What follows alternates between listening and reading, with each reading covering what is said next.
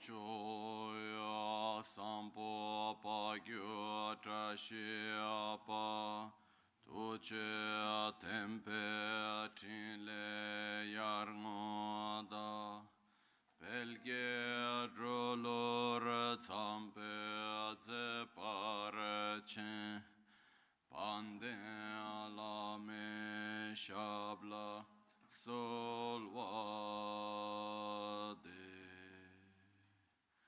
Om A Guru Vajradhara Sumatimo Nishasane Karma Uta Vardhani Shri Bhadra Varsa Manya Sarva Siddhi Hum Om A Guru Vajradhara Sumatimo Nishasane Karma Uta Vardhani Shri Bhadra Varsa Manya Sarva Siddhi Hum Om Guru Vajradhara Sumatimo Nishasane Karma Uta Vardhani Shri Bhadra Varsa Manya Sarva Siddhi Hum Om Guru Vajradhara Sumatimo Nishasane Karma Uta Vardhani Shri Bhadra Varsa Manya Sarva Siddhi Hum Om Guru Vajradhara Sumatimo Nishasane Karma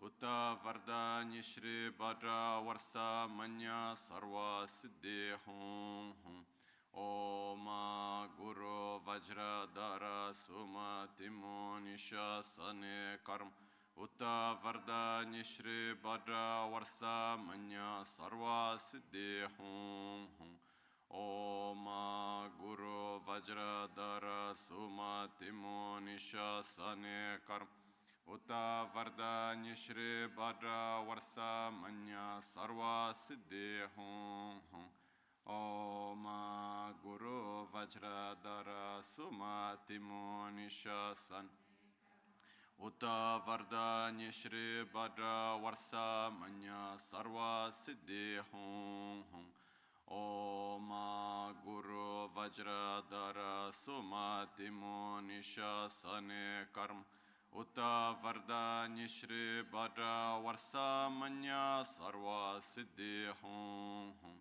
Om Guru Vajradhara Sumatimo Nishasane Karma Uta Vardhani Shri Bhadra Varsa Manya Sarva Siddhi Hum Om Guru Vajradhara Sumatimo Nishasane Uta Vardhani Shri Bhadra Varsa Manya Sarva Siddhi Hum Om Guru Vajradhara Sumatimo Nishasane Karma Uta Vardhani Shri Bhadra Varsa Manya Sarva Siddhi Hum Om Guru Vajradhara Sumatimo Nishasane Karma Uta Vardhani Shri Bhadra Varsa Manya Sarva Siddhi Hum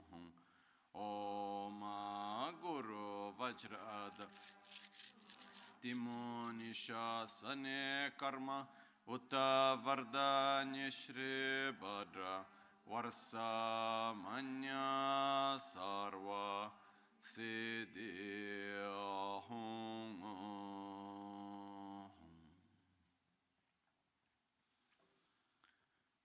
Dhagi Jitsun Lama Tuje Che Nyamda Dala Tuje Sikso So Gebe Shesan Dala Tendo So Oyon Sunge Nawa Tsedo So Tsechi Ningne Solwa Debe Tse Dechen Korlo Visu Lekshune Yila Sambe Dede Malupa Gemel Hunge Drubra Chinge Lo Tsoni Sodan Diktun Shabe Tse Dunge Namke Yinso Lekshune Alapchen Tsoni Yonso Tsopadang Chera Nidun Chamra Chinge Lo Chancho Parge Ninsen Tukuntu Niu Peme Siudru Lek Chancho Drube Gegen Kunshi Shi Tungen De La Drubra Chinge Lo Dagi Lona Chola Chopadang Chemi Samchurang Imba Shiwadang Chedan tumbe dudum malupa bemel hungi drupra chingelo dorna tingne tsiraba tamche dan teche pardune kaba tamche tu rese kyamne lama kele me tukche chingi dala siksu so gongyab drewe nyamda dachala jetsun lame tuje rabgongne kudan sungi nawa drame tu nyam sunyongwe kesan topra sho Kewa kuntu yanda lama dan drame cheki pela long Sadan lamgi yunten rabzon dorje changi kopa nyur tob Shoya paikyu ke kudan dagi alu Paikyu ke sundan dagi nga Paikyu tudan dagi tenyer me chiktu chingi alo Maikyu kudan dagi alo Maikyu sundan dagi nga Maikyu tudan dagi tenyer me chiktu chingi alo Om Muni Muni Maha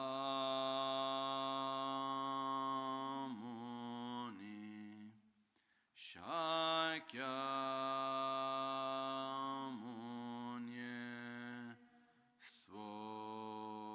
Swaha Om Muni Muni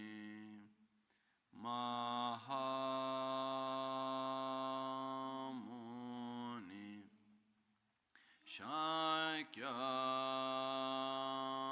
Shakyamuni Swaha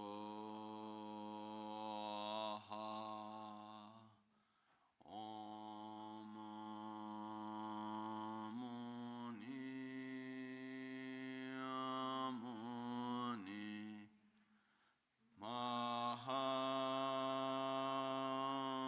Mahamuni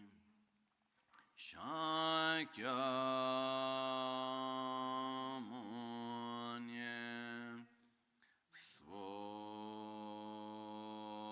Swaha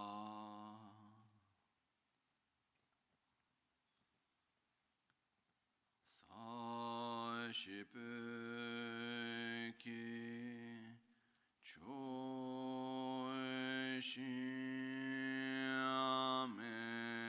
Choishiameto Tramare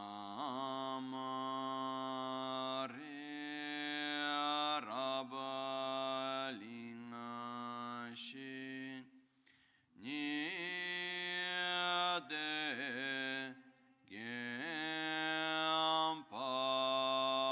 Gyempadi Sange Shintu Mikte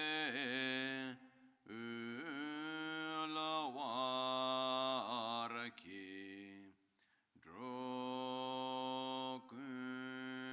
Drokunam Dashingla Chöpar Shoyedam Guru Ratna Mandrala Kam Niryatayami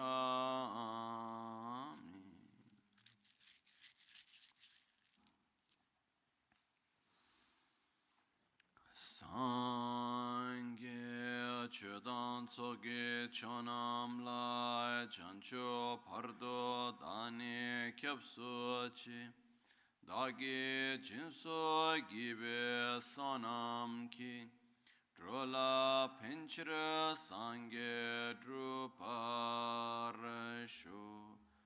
Sangye Chodan Tsogi Chonamla Chancho Pardo Dani Kyapsuchi Dagi Jinso Gibe Sonam Ki Drola Pinchira Sangye Druparesh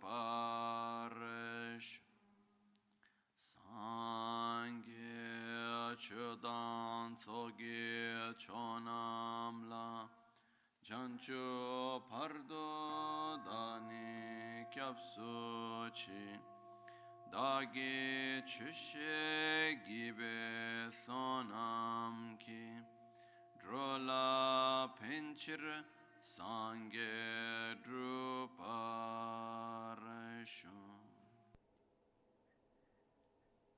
In the Buddha, Dharma, and Sangha, I take refuge until enlightenment. With the practice of generosity and the other perfections, may I obtain Buddhahood for the benefit of all sentient beings.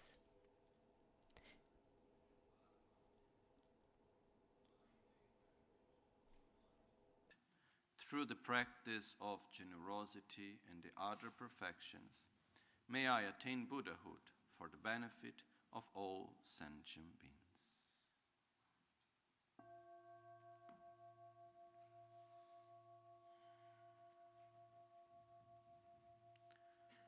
Laye ke da luda nu chin ke drubon da da mi ke nam dam drowa kunge janama chi tsampa tamche ke tu dagi chu tento.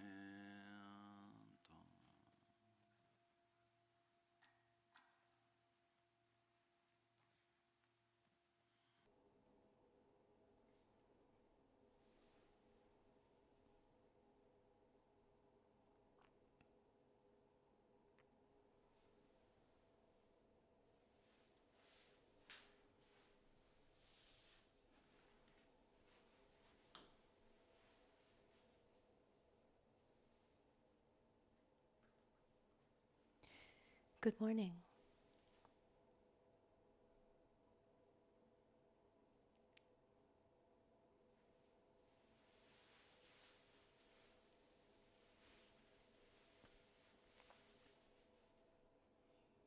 At the beginning of a very important text called it's the commentary where Lama Tsongkhapa says Rene Saltrin, which is the light that clarifies the five stages of the Guhya Samadra. At the very beginning, Domla gawe shingidang rapsel zumbe nyamdan dempai nami nögi kyonsung pongla nyöns. Lama Tsongkhapa says the translation would be like,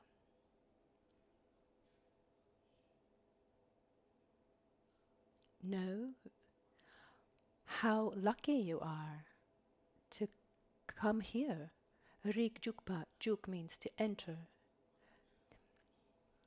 Know how lucky you are to enter here. Thinking clearly about how lucky you are, this good luck, you should shine. Like shine with light, shine with joy. After having reflected about how lucky we are to be able to enter here, think about you should shine.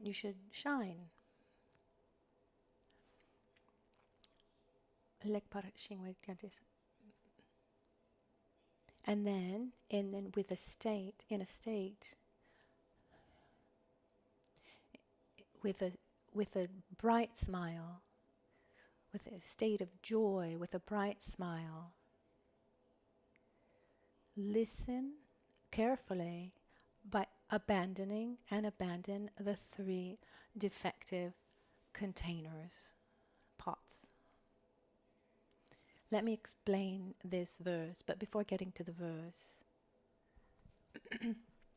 when we observe, we'll see that in many contexts, what we human beings, and not only, also other forms of life, but let's talk for us human beings, we're constantly trying to find tools, ways to be happy. In the end, what we want is to be well. We don't want to suffer.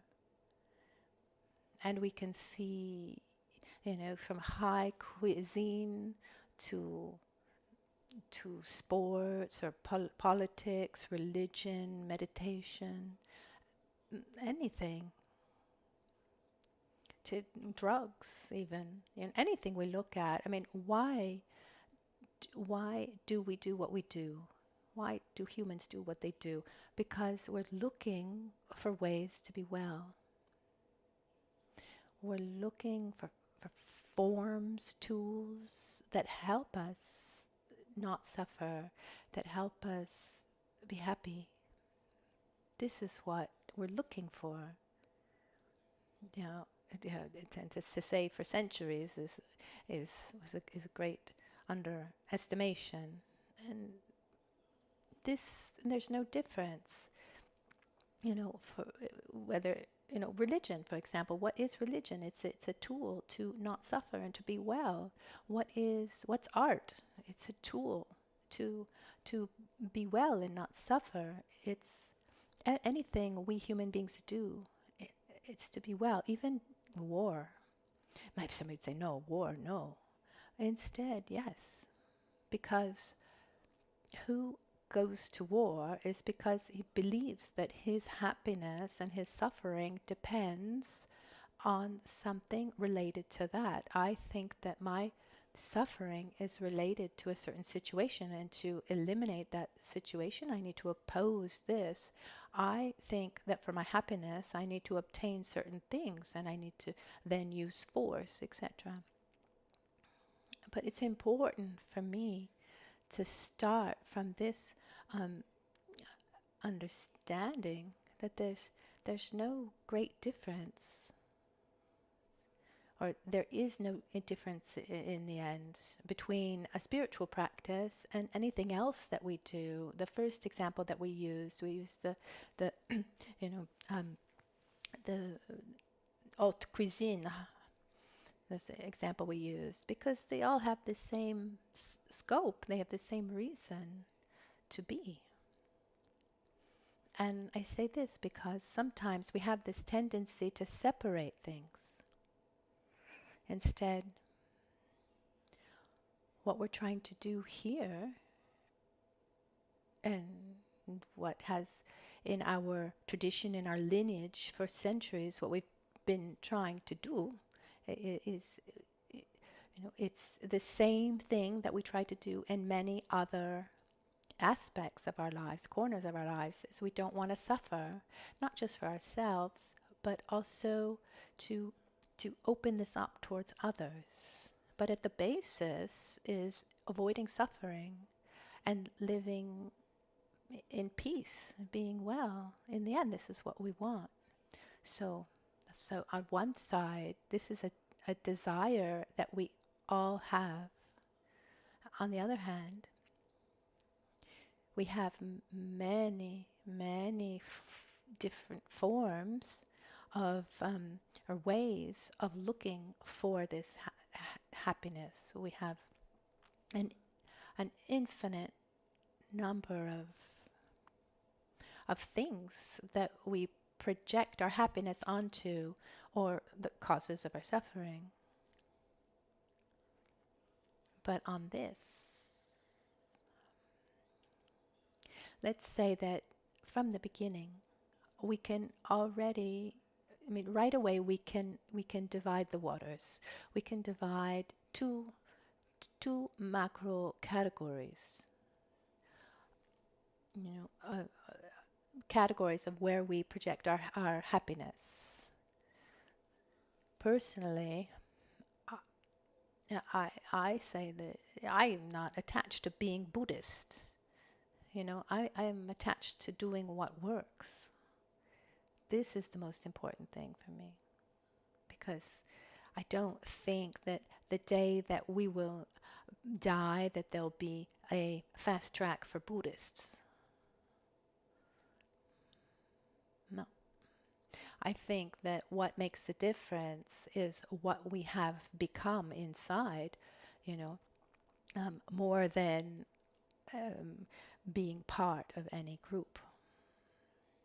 So what's important is doing what helps us, really helps us gradually, that helps us gradually reach a state of more stability, peace, and happiness, and joy and peace. When we see what's done, first of all, there's a division. This is the first division that we can create, is the paradigm, the world view, and in this I mean where we project our happiness and where we project our suffering, the cause of our suffering.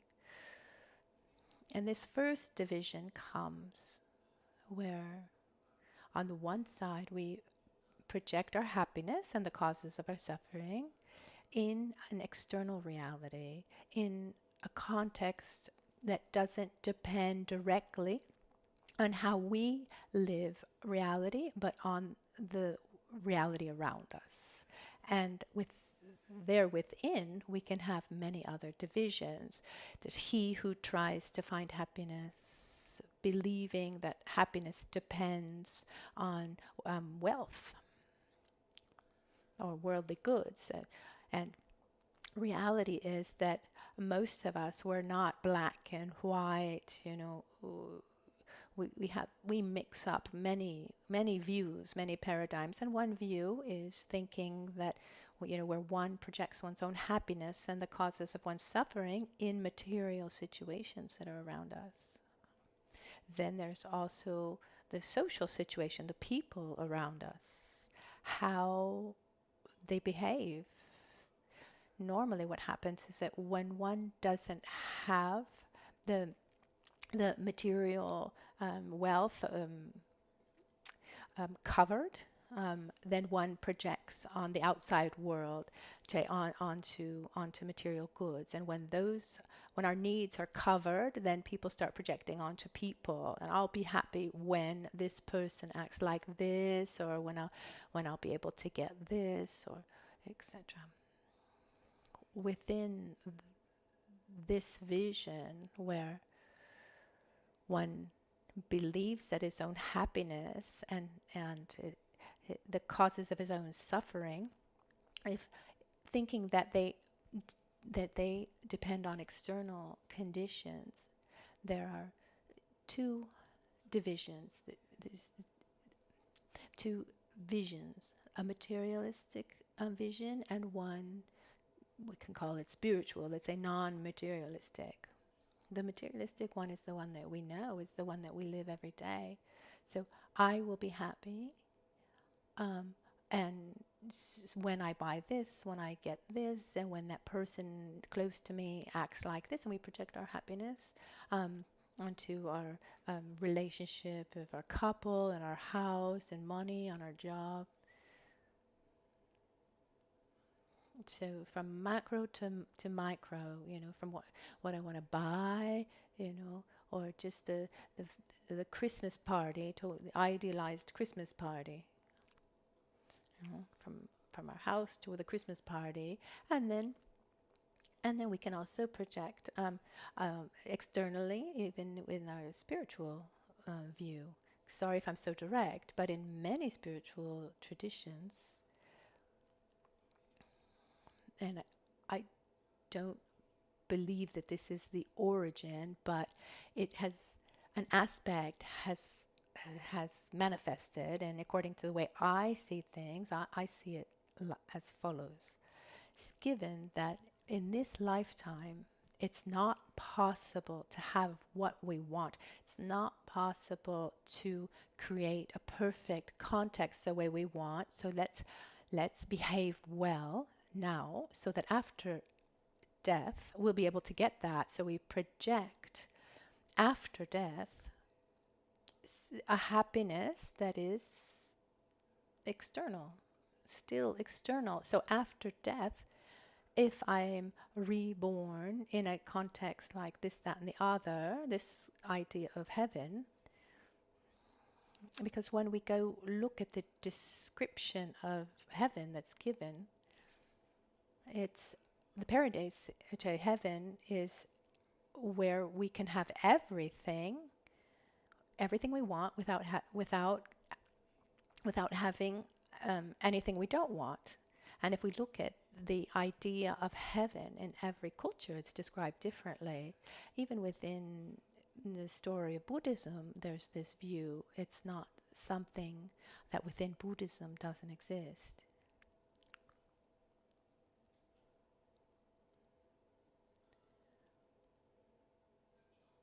So what happens is, even in the spiritual context, often this projection remains. There's this idea that I will be happy once everything around me will be the way I want them to be. And jokingly, sometimes I say, if we were to recreate this, recreate heaven today, surely the younger people would put like high-speed internet, and it's certainly different than the view of heaven. The antique Arab idea of heaven, where 500 virgins are waiting for you, without getting into all the details of the history of each tradition, with all my respect, there is this concept, even in Buddhism, there's this idea of being reborn in a pure land, in Tushita. There are many different pure lands that are described, Sukhavati, Tushita, etc. What happens is, and then after we can talk about what my understanding of a pure land is within the Buddhist tradition, but often the way it was lived and understood is a place where everything is fine. I'll be reborn there and everything will be fine. Unfortunately, I take myself with me. Just close the parentheses there. So what happens is, in looking for happiness and peace, the state of going beyond suffering, we have this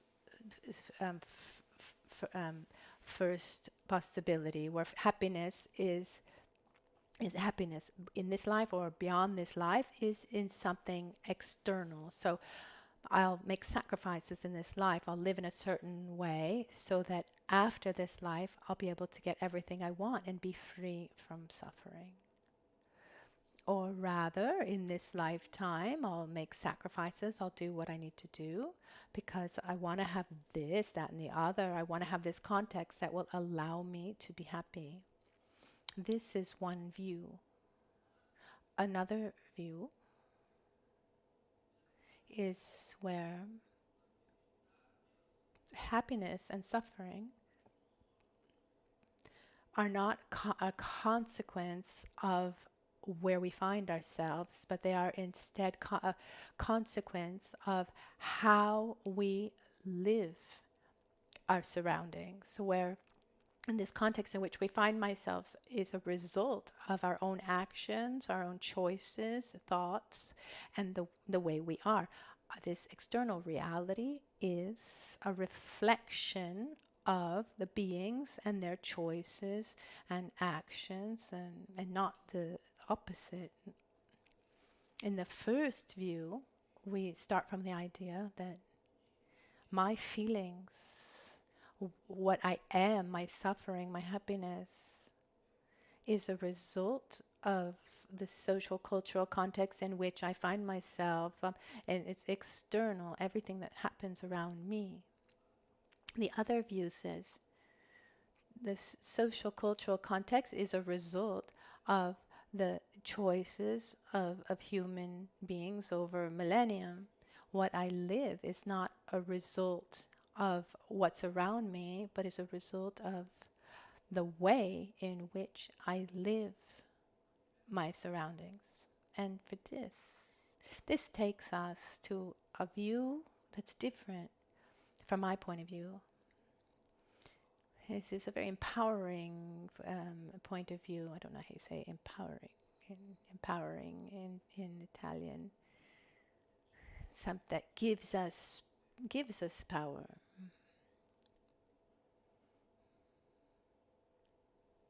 Empowering. It's the view where happiness and this feeling of happiness and suffering is possible, is independently of external context. It depends on how we live our surroundings and not the world, the external world around us. They're two views that are quite opposite each other. Is that clear? So in where happiness and suffering depends on how I live the world and not the world in which I live, even dying and being reborn doesn't resolve the situation. You know, I can go to heaven, to the most pure of pure lands, but if I have all my conditionings, my anxieties, my fears, etc., you know, obviously not exactly the same, because when we change our gross body, a part of us won't be there, but our deeper conditionings continue. And so just ask ourselves, I mean, many of us today, I don't mean everyone, but many of us, do we already live in heaven or not?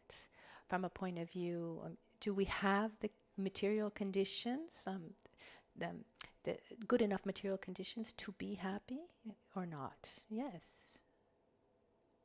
Just imagine something for a minute. Just think about the city where you live. Imagine that at a certain point there's a huge catastrophe, and we all die, and in an entire city, all of Italy, we are reborn in a pure land. We all go to Tishita. What would happen to Tishita? Just think for a moment. Go to a pure land and find everyone with the same problems as before. Because let's just say something clearly. The planet where we live, nature, what nature offers us. I mean, does it leave? Does it fulfill us completely? It offers everything we need, and it absolutely regenerates. I mean, what generates sicknesses and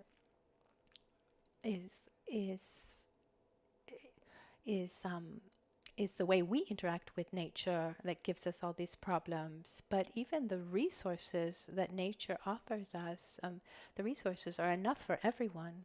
In other words, this planet, if it weren't for the selfishness of human beings, it would be a total paradise. It would be heaven, I think. And if we take all the human beings and go to Tushita or another pure land, what would happen to that pure land? That it would no longer be a heaven. So what happens is, it's not that we're bad and we're going to destroy everything. The point is, as long as I'm taken from my ignorance, my selfishness, my anger, my dissatisfaction, my fears, anxieties, etc., no matter where I go, inevitably, I will live everything I live through these experiences and these conditionings. it's to consider another important aspect. No one, none of us is at all capable of living any situation independently of the filter of himself. No, anything we live it through ourselves. Doesn't matter where I am, with whom I am, where I go. I bring myself with me. I live everything through the filter of myself. So what are the different levels that this filter has? We have a more coarse level, our ideas, our fears, all our projections. We have a level that's more subtle of our habits, our emotions, our traumas, everything that we've experienced. And then we have a level that's even more subtle, which is the imprint of our habits and what we've lived. So we perceive reality through these filters, even on a very coarse level. I had this experience a couple months ago that made me reflect a lot about it at a certain point. I did a COVID test and I came out positive. Just huge alarm. So what do? Okay. Who did I come into contact with recently? We tested everyone. Everyone was negative. I went to the hospital. I did a molecular test. And the doctor said sometimes these rapid tests can give false positives. And so I waited for the results. And there was a part of me, also because of logic, given the conditions, everyone was telling me you're not positive. So I waited. The next day, the results came in and I was negative. In the meantime, though, I started to see in me many symptoms, and I'm not a paranoid person. I don't stress over things, but then, I measured my temperature at least 3 times, and I thought, oh, I have a sore throat, which happens to me all the time. I mean, if I'm at all cold, I get a little bit of pain here, and I was saying, oh, okay, I have COVID. Look, it hurts here. You see, I've got this, I've got that. What I mean is that we perceive reality and our feelings, our sensations, through the filter of the information we get and our ideas, for good or for bad. But my point is, in this view where happiness doesn't depend on the world around us, but the way in which we live this reality, a very important point there is that none of us is able to live or perceive anything independently of himself. And the crazy thing is that our tendency is to continuously recreate situations and in contexts in which where we had hurt ourselves in the past. I don't know if this is clear. Without into getting too many details about this strange dynamic that we recreate, but what I see is that I live the world in a certain way because I have my own dynamics, I have my own traumas, and I create situations that somehow increase that way of living, that way of seeing. So I react to a past trauma, and then I create situations in my present where I just increase and I reinforce those feelings of trauma from the past. I live the world through this filter of anger, for example, but by getting angry, I'm reinforcing that. Somehow I'm creating situations where I'm reinforcing more and more these aspects of myself.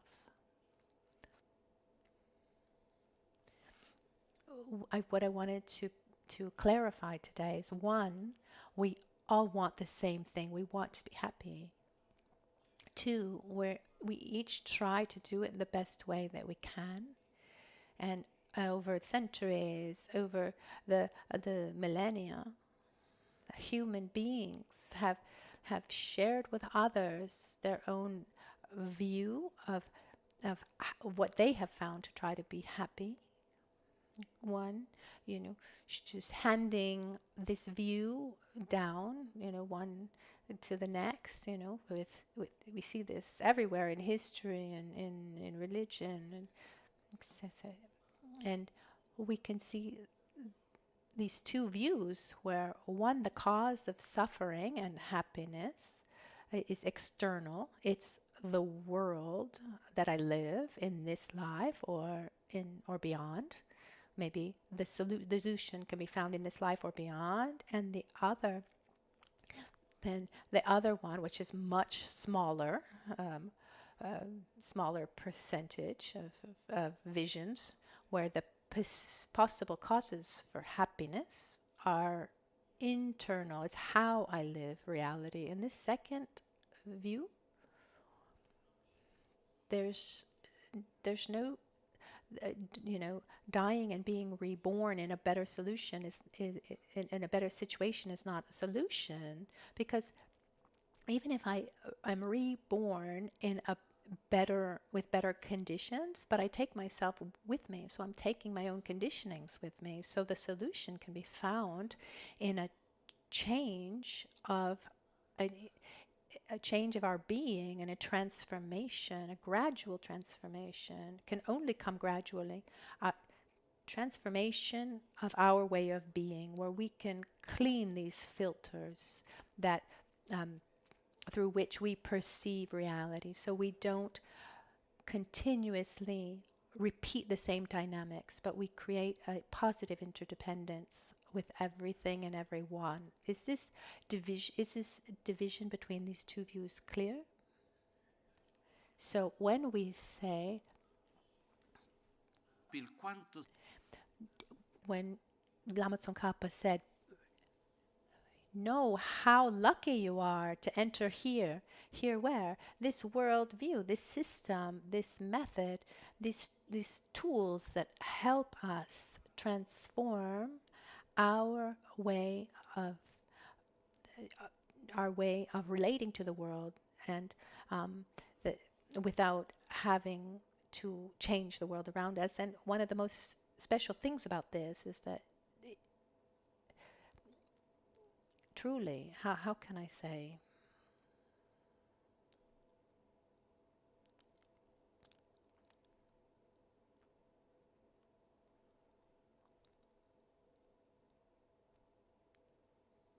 Let me just take a step backwards.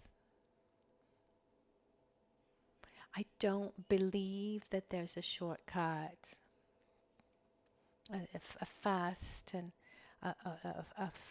quick way to happiness.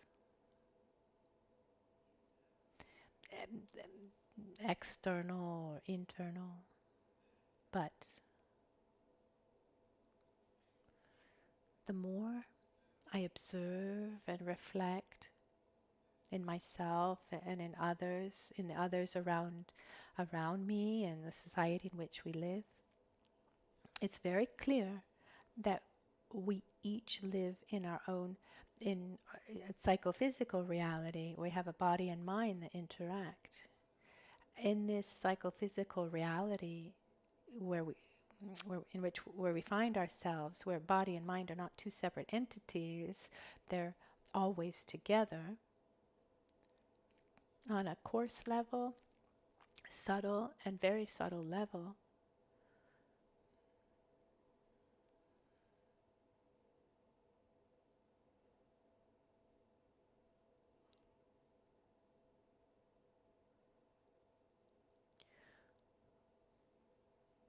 we interact with our surroundings, or we're influenced by our environment, we're influenced by the society in which we live, by the news that we hear, by the actions and behavior of the people around us.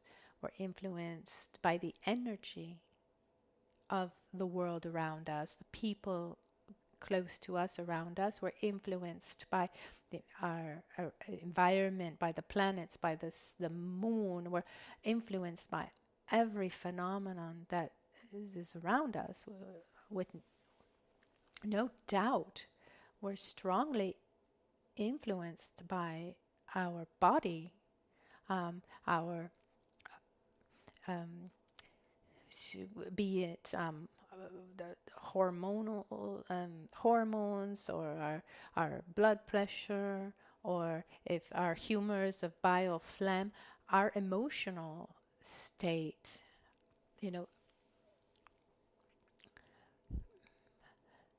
our emotional state, the way we live the world around us is extremely influenced by our body, much more than we can perceive. But the greatest influence, absolutely the greatest influence that we have is the influence of our mind and our thoughts, the influence on the world around us. It's a little bit delicate because emotions are influenced by the body and the context in which we find ourselves, but we live this context through our emotions that influence our body, and we have this tendency of wanting something linear when instead it's just not.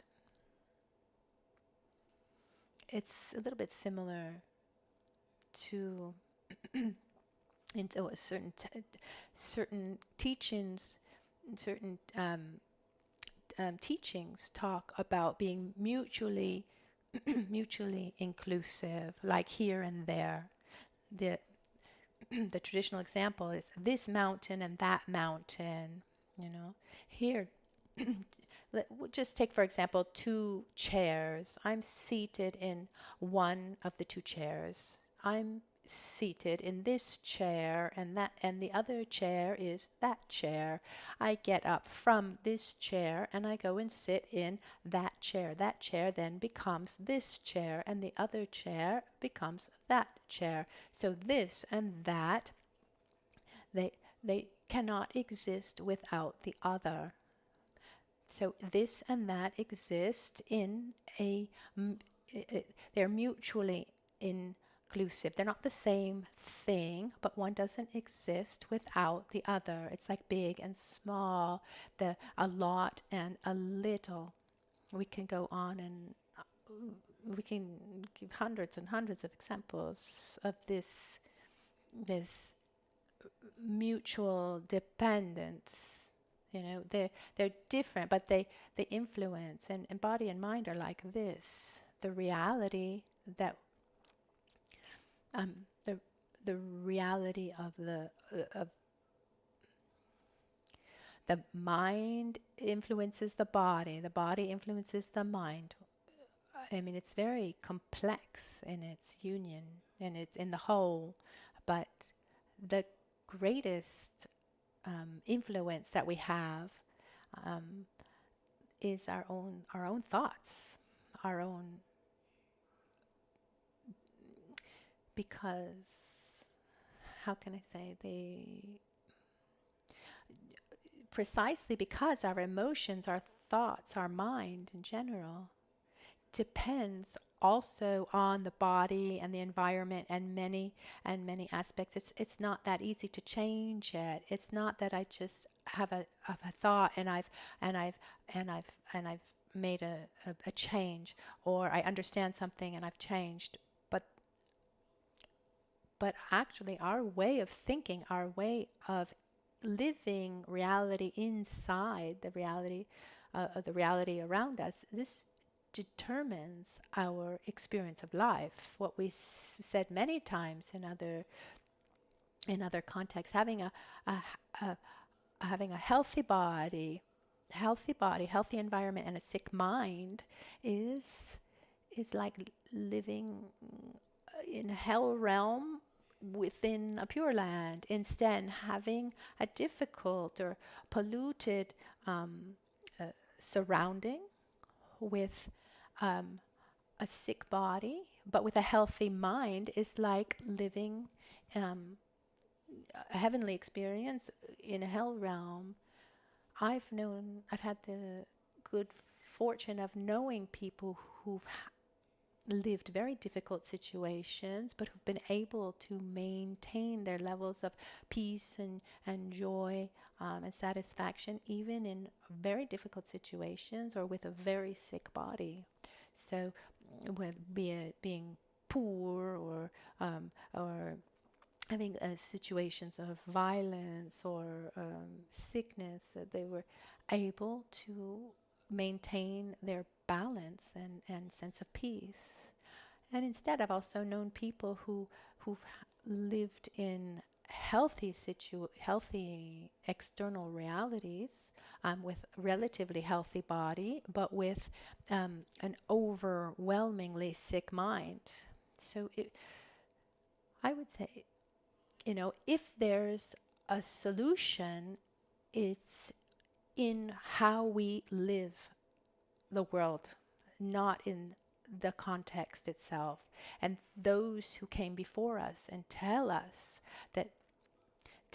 to have found peace and stability, and have found it by transforming their way of living reality and not the opposite. I've had the great fortune of knowing or having clear examples of this, like Lama Michel Rinpoche.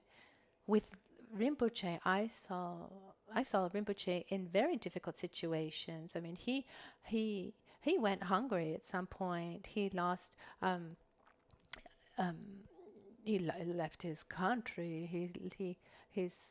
His monastery, his family, his house, everything was destroyed. He had some very difficult situations.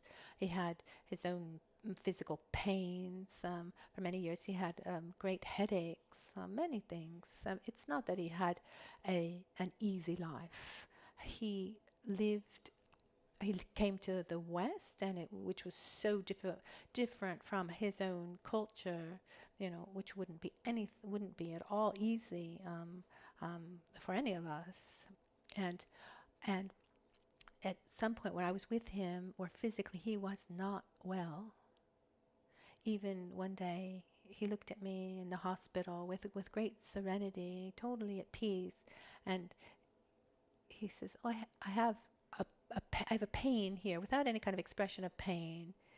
And he said that within 2 days, maximum 2 days, I will die.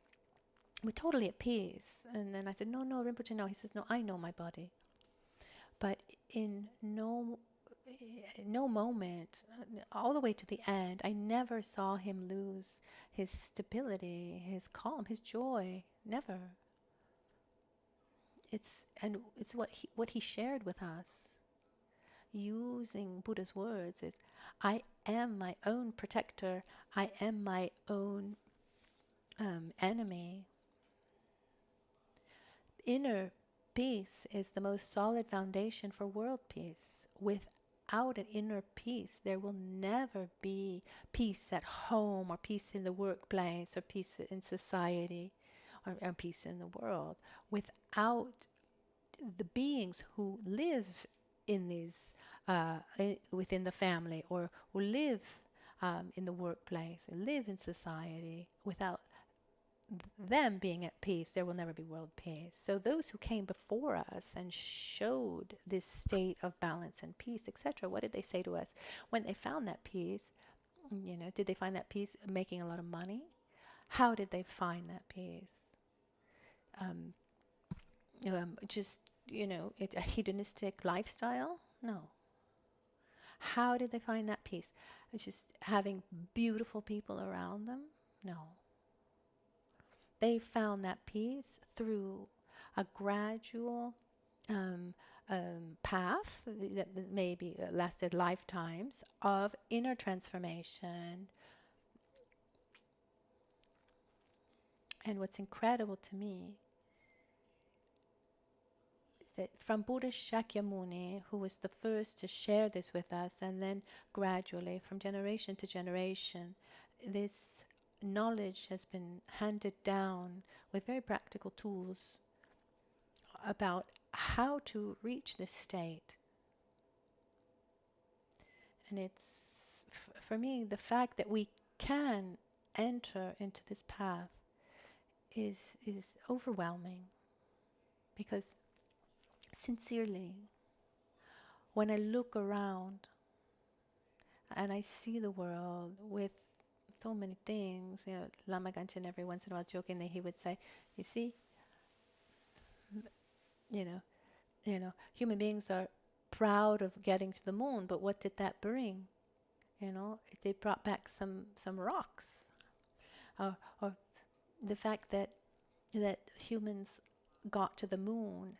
Did that make human beings happier? Did it bring more stability, more peace, more joy? I don't think so. So we try in so many ways, and for me personally, to be able to access, to be part, or to access tools that seem to me, from my own experience, from what I've been able to see, they seem extremely valid in helping me and others reach gradually a state of more stability and joy. In a world where we're all looking for that, and in a world where the tools that we know that are given to us don't work, it seems just overwhelmingly. So Lama Tsongkhapa says, realize how lucky you are to enter here. And in this case, here we're talking about the teachings of Lojong here. In particular, we're talking about the 8 verses of mind training that we're going to start today. Lo means mind, Zhong means train. So it's mind training. In what and why? Let's start let's take for granted that our happiness doesn't depend on the world around us, but depends on how we relate to the world. If we don't agree on this, then we shouldn't move on, because it's useless to study mind training if one continues to victimize himself. I mean, they're absolutely opposite ideas. So the starting point here, that there's something that's not that easy, but it's an attitude of self-responsibility where one doesn't try to blame others or himself. There's no blaming. I mean, why do I suffer? Let's take a specific suffering. Can you remember a specific suffering of something, maybe in this moment, in this period, something that you haven't lived well, or something that is upsetting you, or, often one asks himself why, and we look for something or someone to blame, and we will never find it because it doesn't exist. If someone would say, why am I suffering so much? Why is this like that? It's for an infinite interactions of actions and choices and thoughts, mine, yours, the others, there's so many things. Actions created in the past, conditions in the present, my conditions, your conditions. It's a union of many, many complex things, even more complex, and much more complex than a weather forecast, if it's going to rain tomorrow or not, because the variables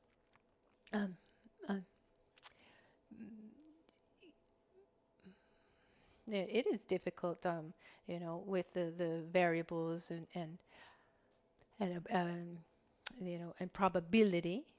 It is difficult to forecast the weather correctly. To do that, you need to consider an enormous quantity of data. So we need all the weather trends of many previous years. We need to see, okay, what happens when the atmospheric pressure is like this here, and it's like that there, and the wind is like this. It's just an infinite number of things together. So with all of these variables and possibilities, then we work on probabilities. Given that this was like that, and this was like that, and when this condition is like this, then many times this happens. So then probably it's going to be like this. And from this, the concept, we talk about the butterfly effect. It comes from this. It was one of the first scientists who did calculations of probability to forecast the weather. And with the first computers, these enormous computers, they were like enormous closets, IBM made a computer that used, if I remember, 8 decimal points. 0 point, and then 8 decimal points. And he did all these calculations of probability, this scientist, I don't remember his name. And at a certain point, I never remembered his name. It's not that in this moment I'm not remembering. I read it once. Anyway, at a certain point, after doing all the calculations, he had a kind of intuition. He said, instead of using 8 decimal points, what if I used 16? What would happen? So instead of rounding the number after 8 decimal points, what if I did that after 16 decimal points? What would happen? And he takes the same calculations, and IBM was able to make a new computer at the time, and instead of rounding after 8 decimal points, they rounded up after 16, rounded off. So that point 0.00000 is nothing on one, but actually redoing those calculations at 16 instead of 8, the result was absolutely different. And so then he said the beating of a butterfly on one side of the ocean can create a hurricane on the other side. It was his quote. Because if that 0.00000, those extra 8 decimal points can create such a difference, so in the same way, if when someone says, "Why am I suffering so much like this?" It's so complex. It is more complex than forecasting the weather. There's so many variables, but there's some clear rules too. There's some components that determine our state of mind, our mood. The point is not looking for the one to blame, but being kind to ourselves. I mean, why do I suffer? I suffer because I'm ignorant. I'm, in the real sense, in the real meaning of the world, I don't see the causes. I don't see the results. I don't see the results as I'm creating the causes. I don't see what avidya in Sanskrit. Is a negation, and vid is to see. And so ignorance means to not see, avidya. So the cause of my ignorance, I act in a certain way in the best, trying to do the best I can. But the question shouldn't be, why do I suffer? The question isn't who's to blame. The question is, what can I do today to create an interaction, a better interdependence, so that I can be better today, tomorrow, the day after tomorrow, and in my near and faraway future. And all of the variables. I'm not saying that the body and our environment doesn't influence us. I'm not saying that the people around us, these so-called external conditions don't influence us. But the strongest influence, not just the strongest influence, but the only thing on which we have a real control are our own choices, our own actions, our own thoughts, our own emotions.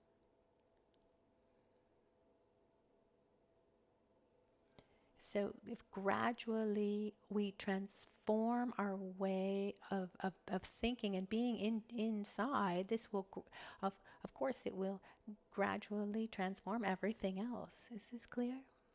So mind training. Our mind has different levels. Let's start from a coarse level, conceptual, where we see and we perceive objects of our senses. We enter into a process of conceptual processes, and then we have feelings that are not manifest, or conditionings that are not manifest, and then our deepest predispositions. It's difficult for us is the way that we live reality is not determined by what we know, but by our habits. The classic example, I know that I shouldn't get angry. I mean, is it useful to know? I mean, knowing that you shouldn't get angry, does that keep you from ever getting angry? No. And knowing that that thing isn't good for me, does that keep me from ever taking or using that or eating that thing? So knowing you shouldn't do something isn't enough to not do it. Because when we find ourselves in front of situations in our lifetime, what determines our way of living that thing is not our gross level knowledge, but it's our deeper habits. Our mind is like a muscle that repeats what it knows, and it needs to be trained. Geshe Chekawa was one of the most important mind training masters. He, at a certain point, said that the mind is full of defects, but has one great quality. What you teach it, it will follow. So mind training is a process to train in cultivating that which is good for us and in avoiding what is bad for us, harmful. It's a process where one gradually takes more responsibility for himself, to be, learns more and more to be one's own protector, and abandons being one's own enemy. One develops more love and compassion and correct view of reality, wisdom. So we train in love and compassion, and we train in wisdom. These are the two main points of mind training. Then I'm really happy that we have some time in these days. We don't have to read the 8 verses in one afternoon and comment it quickly. No, we have time to go through it. So mind training has to do with training in the qualities that we want to develop, and what's taught us from Buddha Shakyamuni and taught by those who came after him and were able to reach the state of peace and happiness, is that what's said is that our suffering comes from our own selfishness and our own ignorance. Selfishness, this obsession with self-gratification, where then attachment, unlimited desire, envy, fear, resentment, where all of this arises or comes, and then a non-consistent view of reality, where we relate with that which is impermanent as being permanent and that which is subjective as being objective. So our mind has a particular quality, a particular characteristic. We are not able to have thoughts or feelings, emotions that are directly opposing. We can have contradictory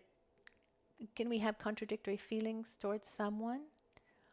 Has it ever happened where you have attraction towards someone but also some aversion?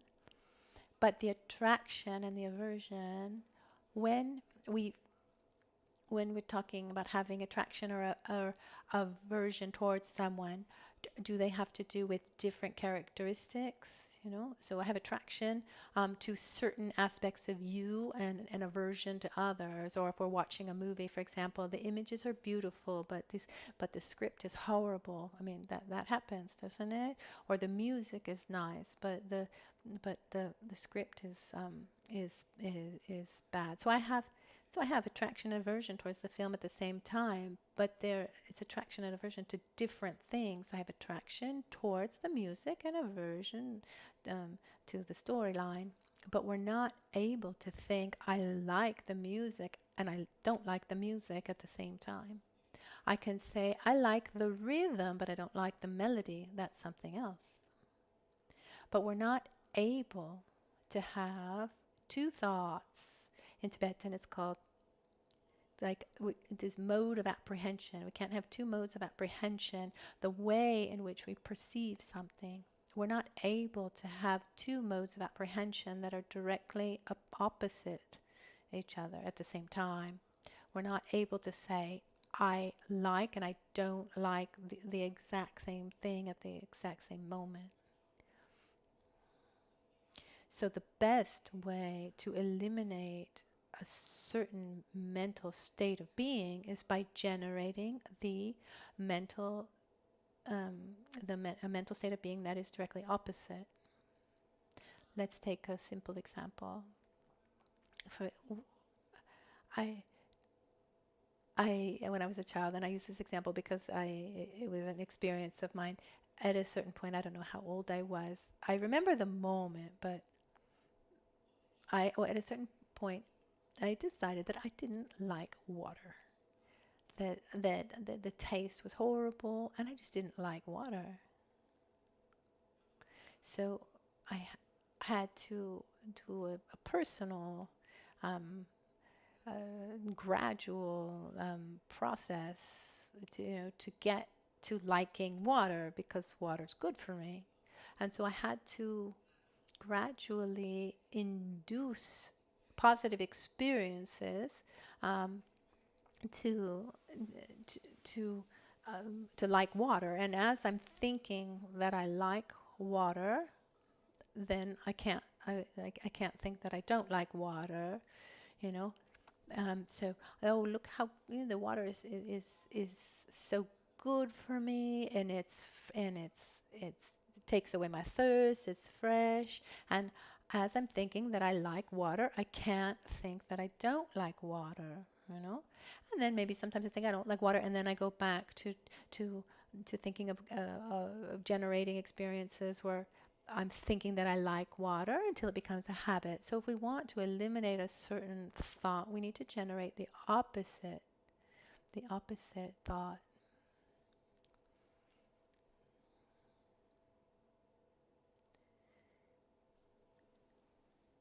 It's a question I can't hear.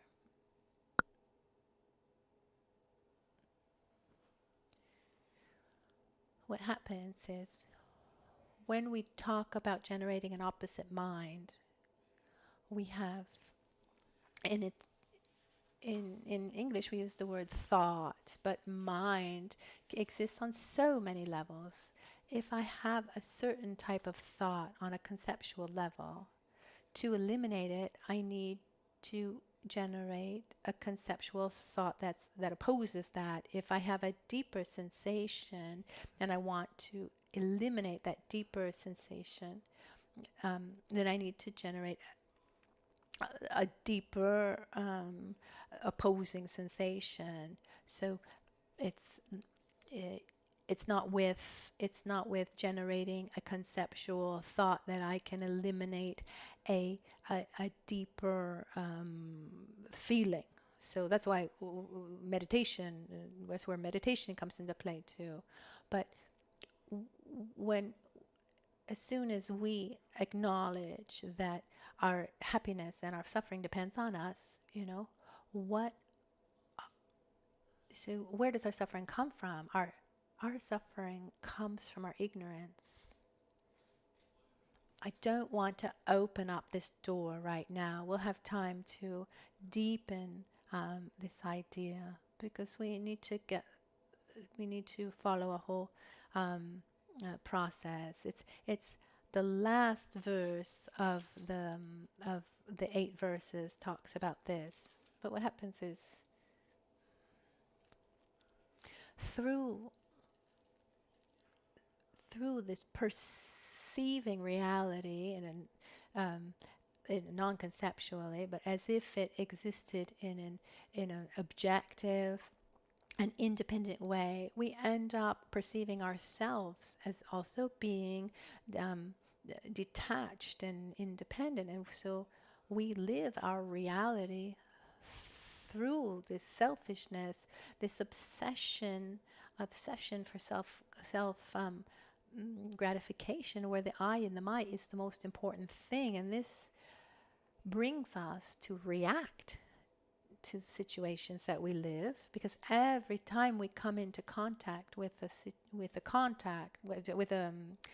object, a situation, a sound, whatever it is, we experience a sensation. It can be pleasurable, can be suffering, or it can be neutral. And when we have a pleasurable experience, we react inevitably with attraction. And we have these pleasurable experiences, we inevitably react with aversion. And if the experience is neutral, then we are indifferent. And this is where, so aversion or attraction or fear, anxiety, they all come from this process. So when we train our mind, so we train in states of consciousness from a coarse, subtle and very subtle, non-conceptual level. We train in these qualities that bring to our happiness. So it's not training in eliminating selfishness. It's in training in developing altruism, which is the opposite of selfishness. It's training in developing wisdom, not in eliminating ignorance. It's like a dark room. How do I eliminate darkness? It's by bringing light. So I put my energy in the light, not in the darkness. So it's a process of training in developing in ways of being and inner states of being that help us be better with ourselves, and help other people also be better. It's a method that was originally transmitted by Buddha Shakyamuni, that was handed down generation after generation, not just as a knowledge, but with experience, where Buddha chose clearly to not write down his teachings. And I believe that the reason for this, one possible reason, is because it's said that Buddha said, my teachings, I will be present with those who will keep teaching. And one of the responsibilities of he who or she who teaches is to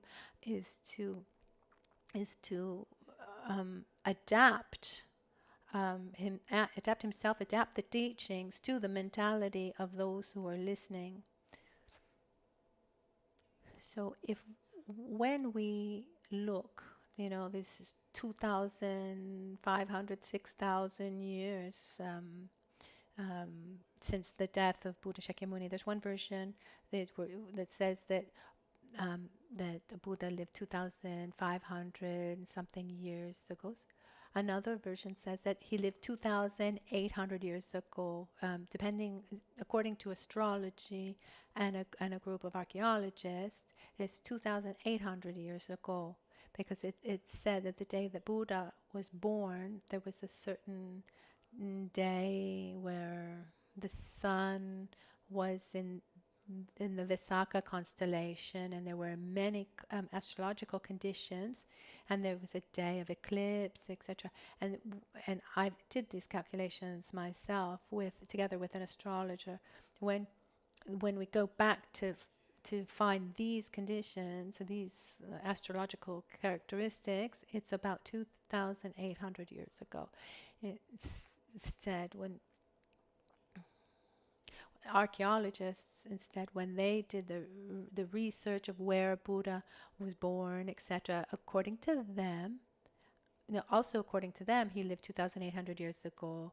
But in the end, it doesn't change much. What's more important is that in these centuries that have come since his living, there's been an uninterrupted line of transmission of knowledge and of experience, adapting to the possibilities and the mentality of us, getting to us today. So these teachings of Lojong are part of this, brought to Tibet by Atisha.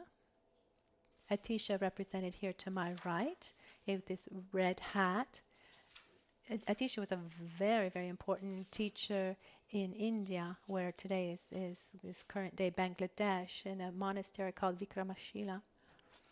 And at the beginning of the 11th century, he went to Tibet, and without talking too long about the story of Atisha, which is very beautiful, he was there for 12 years, and so many people put a great effort in bringing him there. He's someone who dedicated his life, a big part of his life, to the development of bodhichitta, love towards other. He had a level of teachings, a level of knowledge for Buddhist teachings, which was very, very deep. But he felt that he needed to deepen this love towards other, and so he traveled all the way to Indonesia, spending 13 months in a great ship to find a teacher who could help him develop this love for others, the bodhichitta. So a very long trip. He went from Calcutta to the island of Sumatra in Indonesia, and they spent 12 years with Lama Serlingpa, Suvanadipa, in Sumatra, Indonesia, and where he dedicated this part of his life to developing bodhicitta as an antidote against the selfishness. And when he summarizes his experiences, his teachings, adapting them to the reality in which he found himself, by doing that, the Lojong tradition came up. So these teachings of Buddha went to so many masters, and then came to Atisha, where Atisha had this amazing ability to summarize everything and make it all possible for everyone. So just think about how improbable it improbable it is that we can come into contact with the methods that were transmitted century after century, that had arrived in Tibet in a very difficult way, and maintained for centuries with effort and care, and today they come to us in a world where most people around us, most people say that our saving grace will be this world, it will be the external world around us, you know.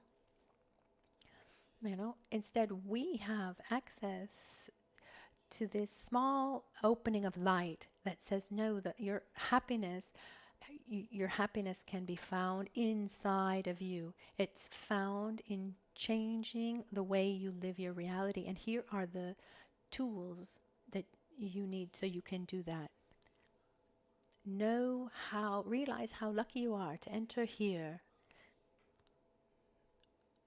And by thinking about this good luck, shine with joy.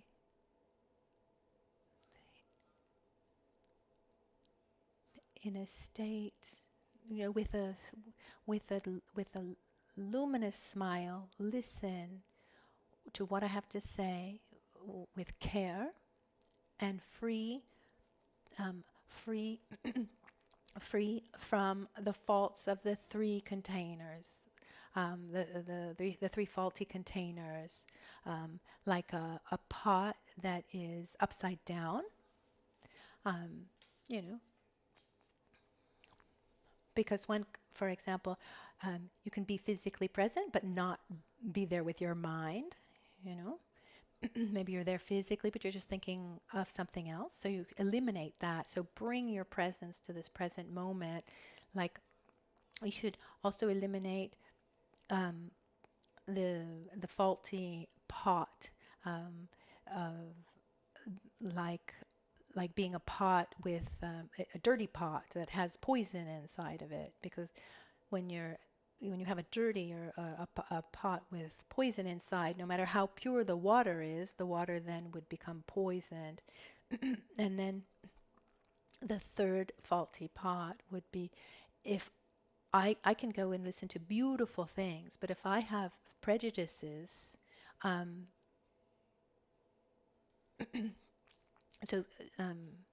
so this poison would be like these prejudices or negative minds. When we go to listen to teachings and we come with an attitude, maybe we're feeling angry or feeling jealous or an attitude of any negative emotions. I mean, we are polluting everything around us and everything we perceive. So that's why also at the entrance of temples, the floor is white, or it's clear, because this shows us that when we come into a temple, we should free our minds from strong negative emotions in mind and be open to what we're going to receive. And the third is the pot that's in the right position. It's clean, but it's full of holes. So what goes in just comes out. I've never met anyone who doesn't have a few holes. So most of us, we have a couple holes. So here shows us the importance of listening with attention, with an open and clean heart, and also try the best we can to put into practice what we receive, so that we can keep it. This water will be like then watering the seeds of what we receive.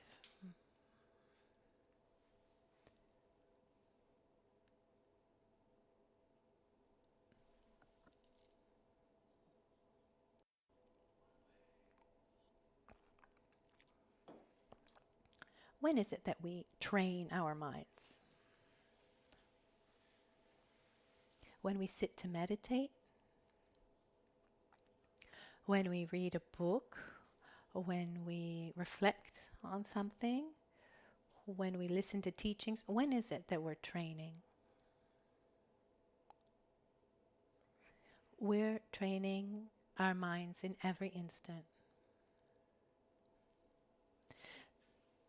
But training in what? Do I want to train in jealousy and anger, in fear, in paranoia?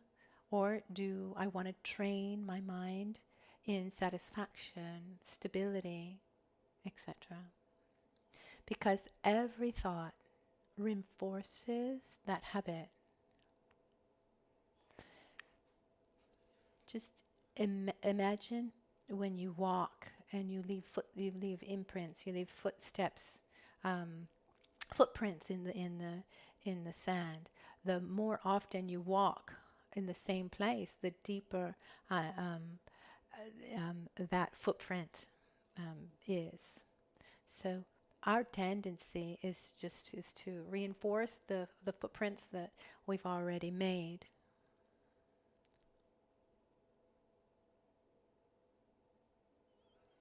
So the practice of mind training is not something that you practice when you go into the Gompa or you listen to teachings. It's a lifestyle, it's a way of living that should be applied to everything we do. It's a choice. It's made with awareness, where we direct our actions and our thoughts in a way that's going to help us develop our qualities and oppose our negative minds, so that we develop ourselves and then can help others. Because we can't help someone, and we can't take someone somewhere we've never been ourselves. I can't help someone reach a state of peace if I'm not there myself. So now, these teachings were secret for a long time. Why? Why were they secret? They're things, actually, most everything, when we talk, communication, it doesn't come just from one side. It comes from two sides. I'm talking, you're listening, but what you understand is not what I'm saying. What you understand is a union between what I'm saying and what you and the value that you are attributing to the sounds that I'm making. So as I'm speaking, what each one of you understands, what you understand is not exactly what I mean to say. I have thoughts, I have emotions, and I transform them into sound. And to those sound, each person then gives it a meaning. I often try to repeat myself in different ways to make sure as much as possible that what I mean to say actually gets through. But it's normal that when someone speaks, what we understand is a union of the union of the sounds that come to me and the meaning that I give to it. So the same thing said by different people in a different context has a different meaning, different effect. And so this system of mind training, these are teachings, it's very simple methods. One doesn't have to do great philosophical studies, or it's not difficult to understand. It's really simple, but it requires something fundamental, without which it won't be effective and could even work against the person. That's why they were kept secret. At the end of the 11th century, the beginning of the 12th century, I'm always making confusion with dates. There was this master, a practitioner, called Geshe Chekawa, and at a certain point, he found this text called the 8 Verses of Mind Training that we're going to look at in these days. And he reads this text. He was someone who was quite prepared in Buddhism and his knowledge of Dharma. He had his own disciples, etc. But at a certain point, he found this text and he was deeply, deeply touched. And he said, I want to receive these teachings directly. So he left from where he lived, which was far from Lhasa. It took him about 3 months getting to Lhasa by foot, and he finds he's looking for Dorje Sengwe, Geshe Laring Tampa, Dorje Sengwe, who's the one who wrote the 8 Verses of Mind Training. But when he was arriving in Lhasa, he learned that Geshe Laring Tampa had passed. And he had already gotten to Lhasa, and he said, okay, well, at least I'll try to find these teachings from one of his disciples. So he saw the his two main disciples. And here I'm not so I think it was Geshe Chekawa, but I could be a little confused with the names. And so he started taking teachings from Geshe Chekawa, and he was always at his teachings. So anytime Geshe Chekawa was giving teachings, he would go to them. After 2 years, he went to find him, and Geshe Chekawa was doing the circumambulations around a stupa, and he said, Master, can I ask you a question? He said, yes. He takes his cloak and he puts it on the ground one, so Geshe Chekawa could sit. He prostrated 3 times to him. He recites the 8 verses of mind training to him, and it says, I've come here because to receive the teachings of this from this text. But in these 2 years that I have been attending your teachings, I've never heard anything that makes reference to this text or to these kinds of teachings. Why? Do these teachings not exist? Are they not valid? What's the reason? And Geshe Chekawa, he puts his hands together in a sign of great respect, and he said, not only are they incredibly valid and do they exist, but the reason why you've never heard about them is because the people who normally come to my teachings are too infantile to receive them, to understand. And he asked him, so what are the necessary conditions to receive these teachings? And Geshe Chekawa says, just one prerequisite to receive these teachings. It's the total determination, the certainty, the commitment to put them into practice as soon as they've been received.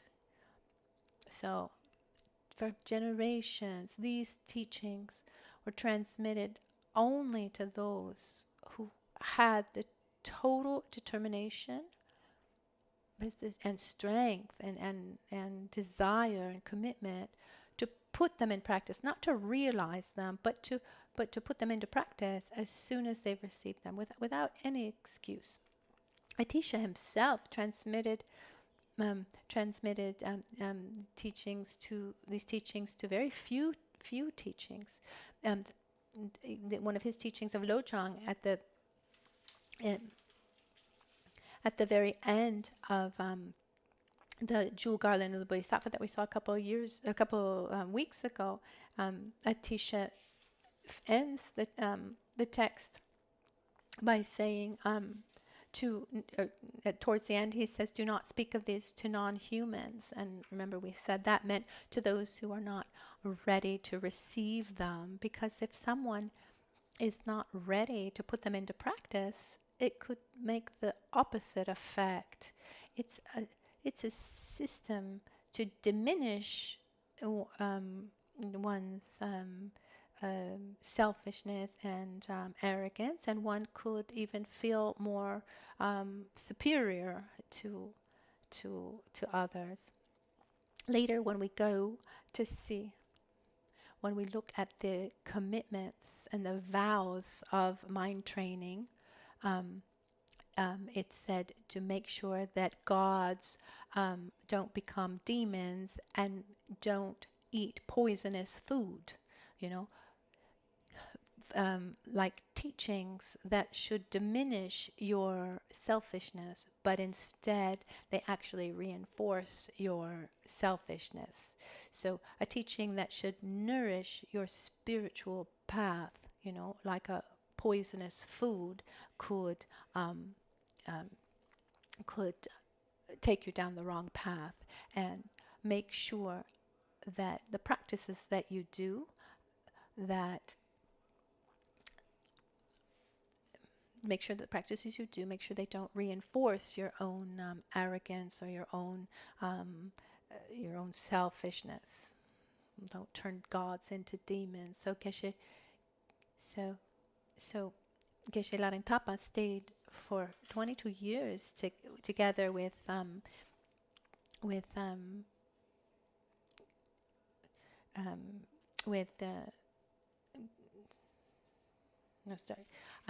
Geshe Chekawa.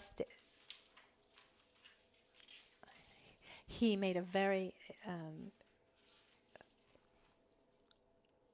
Geshe Chekawa stayed with Geshe Chekawa for 22 years, and then at the end he wrote the 7-point mind training. And from that moment on, these teachings were written down, and so because they were afraid that they would be lost, and that was very courageous. But for me, it's important to remember the starting point. You know what?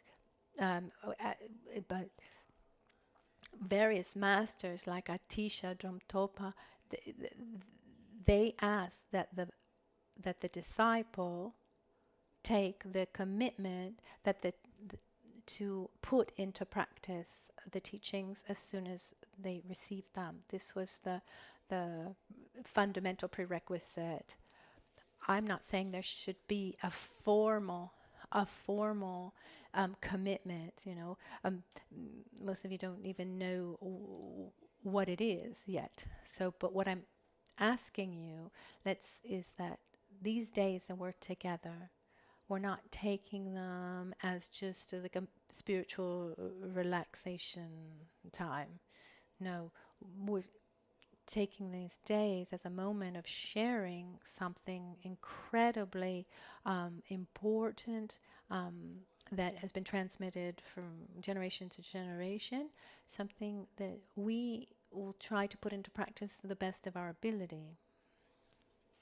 So what I'm asking you to listen, analyze, see, and if you get to the conclusion that it seems right, that it seems like the correct path, generate the commitment to put it into practice in every aspect of your life to the best of your ability, as I said. So Lojong is mind training practice should be applied to every aspect of our lives. When one is awake, when one goes to sleep, when one is asleep, when one's with his family, at work, or when one's having fun.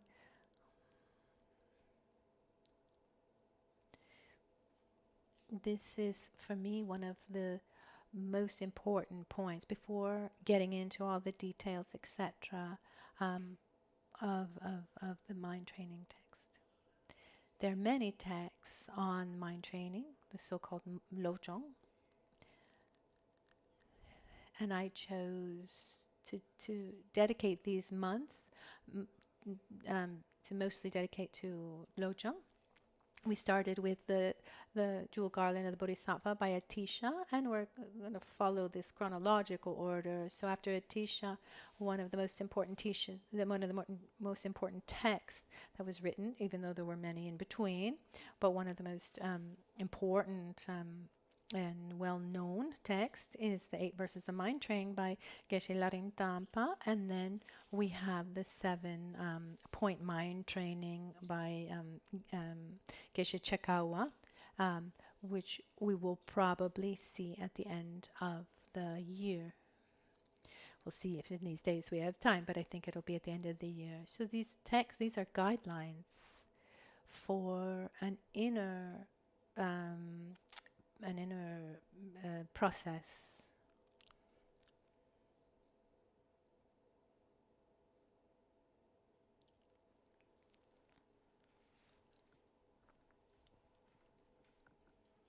I received these teachings from many masters, including Lama Michel Rinpoche, from Trisha Rinpoche, the reincarnation of Kyabshe Dorje Chang, from Kyabshe Dragon Rinpoche, from His Holiness the Dalai Lama. I received these teachings also from Geshe Tupten Rinpoche and Geshe Lojong Punsa Rinpoche, the abbot of the monastery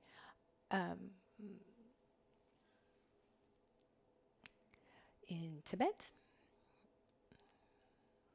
And one of the first things that we should do when we receive a text, I mean, this text was written by Geshe Rinpoche.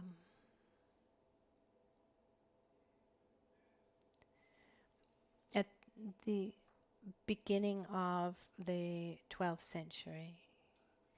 And then he transmitted this to his various disciples.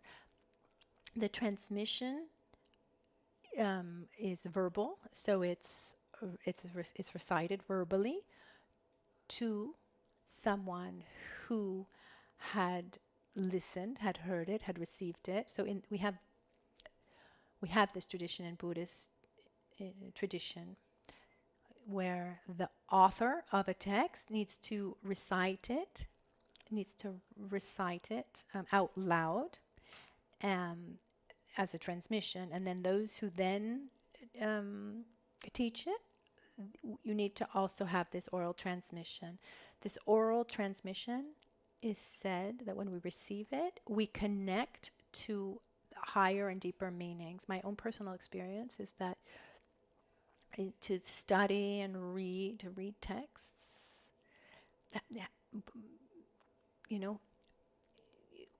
with an oral transmission, the experience of reading and studying texts, the experience is different. I mean, I've had this experience where I've studied and read text without the oral transmission, and then had that after, and it's different. And in Tibetan Buddhism gives an enormous importance to Lungyen, this oral transmission. Gyun is this continuity, so there's a story when we talk about the importance of this, so that once in a remote region of Tibet, in all the monasteries around, they had lost the oral transmission of the Kangyur, these various sutras of Buddha, over 108 volumes, and they're, so they're in this place. There was no one who had this ability, and they were losing this tradition. There was only one person who had received that oral transmission. It was a woman, quite elderly, who almost blind and almost deaf. But to maintain this lineage alive, what they did is a group of monks helped her. One read and would say very loud. He would read that phrase to her, and then she would repeat it. And it took like 5 or 6 years where they were always together. And they did 108 volumes, if I remember correctly, of all the sutras of Buddha. And then gradually they were able to transmit to others. One of the last things that Rinpoche said, Lama Gangchen said that one of the last things that Rinpoche wanted was, and requested, was to give this transmission. There's a Lama in Tibet who's around 50. I mean, he's able to give this transmission in a relatively short time. It should take maybe about a month. I mean, he's able to read syllable by syllable without missing anything, but very, very quickly.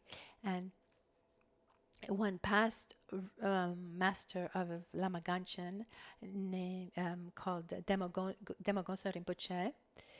So this last, you can see up here to the last one to the right, he gave transmissions of all the sutras like this, had this great ability. So this master in Tibet, who is able to give these transmissions, he's doing this in Tibet, and this has never happened in the West.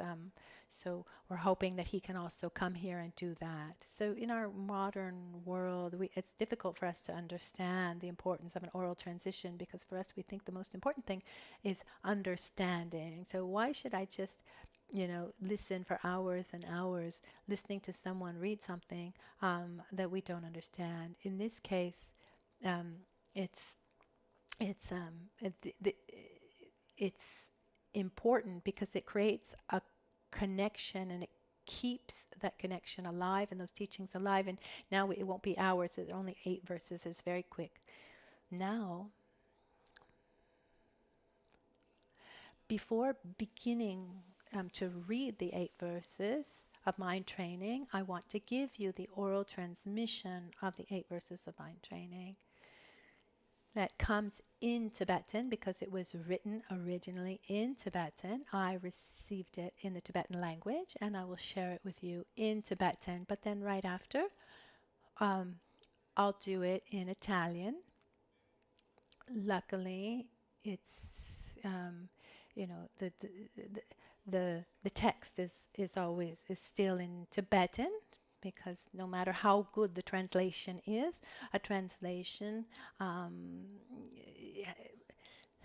can't completely faithfully transmit the meaning of what was written in Tibetan. It's not so obvious to have a good translation. So these days we will look at the translation and adjust it a little bit here and there, and really try to understand the meaning better. So now, for the transmission, just imagine that above me there are my masters in the aspect of Lama Gangchen Rinpoche. Above him is his master, Chicha Rinpoche, and then above him, Pabonka Rinpoche, going all the way up to Geshe Laringtampa. After Geshe Laringtampa, Dorje Sangha, they're his masters until Atisha, and before Atisha, there's Lama Serlingpa, and then there's also Lama Tsongkhapa. Before Atisha, there's Lama Tsongkhapa, and then Atisha, and Lama Serlingpa, and in this way, we get all the way to Buddha Shakyamuni. At the beginning, just imagine this flow of teachings that go from Buddha Shakyamuni, that Geshe Laringtampa then transmits like a flow of light to all the various masters, and then to my heart, and from my heart to yours.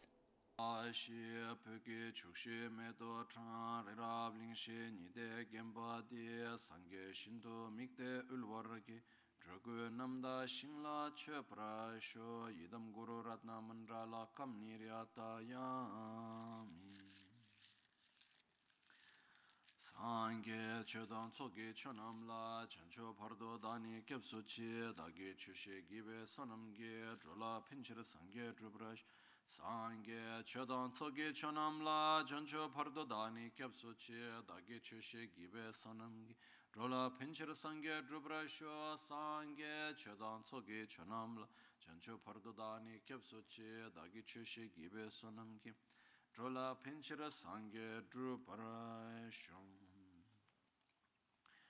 Lojong tsigema shuka som Danye simchen tamche la yishi norbo le la pe tuncho drube samba ye takto chebra zimbra sho Kanto sudan drogpe tse danye kunle menta shin shen la samba takpa ye Chokto chebra zimbra sho Cholamo gundo rangyo la tokchi nyomon kemata Dakshin maron chebe na tsimtan dongne dokpra sho Ranshin ngenbe semche ni diktun chakbo nundun tse Rinchen terdan treba shin nyebra kawe chinzin sho Dala shenge trato gi shekura laso mirik pe Kyonga rangi lemba dan gyalka shen la bulwara sho Kanla dagi penta pan rewa chewa kanshigi Shindu miri nuche na shenye tamba tawara sho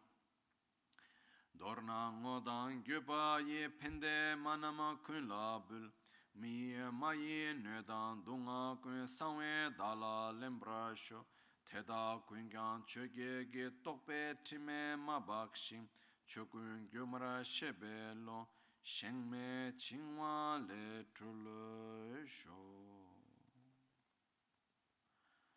Sashi pöke chushe me to chan rirabli shen nide genpa de sangye shinto mikde uwarge drugun namda shingla chopra sho yidam guru radna mandral kam niryata yami.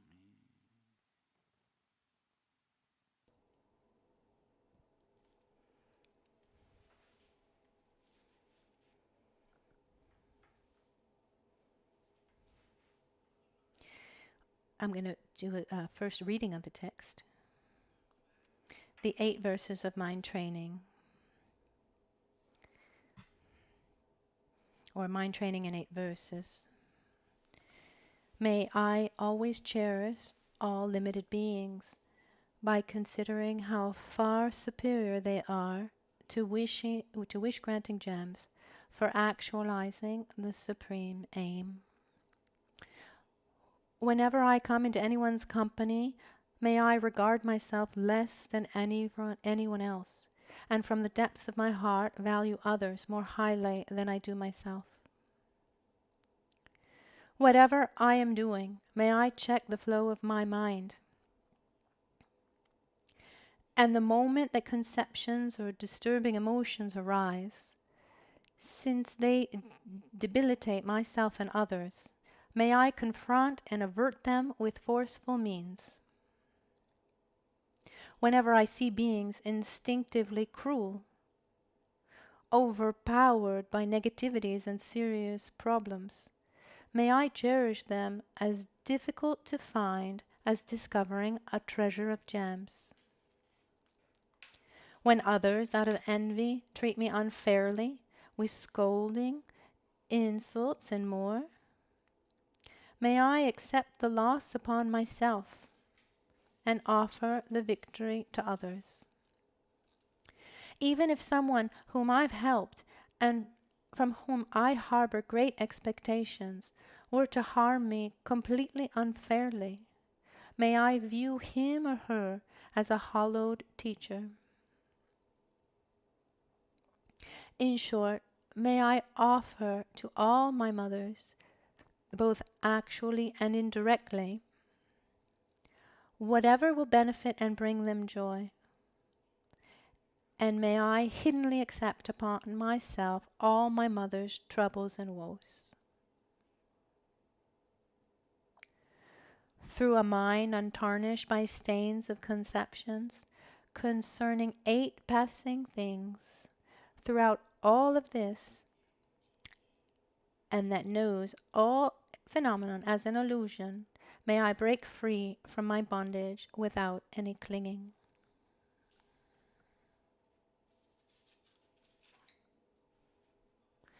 Something very, very important is that the meaning of the words.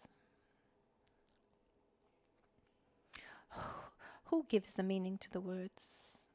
The listener, the reader, or the writer?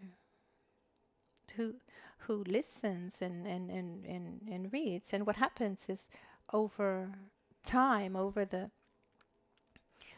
centuries, we take the same thing that's written in one social context, historical context, and we move that into another time and place, the meaning changes. And that's why we have root texts and commentaries.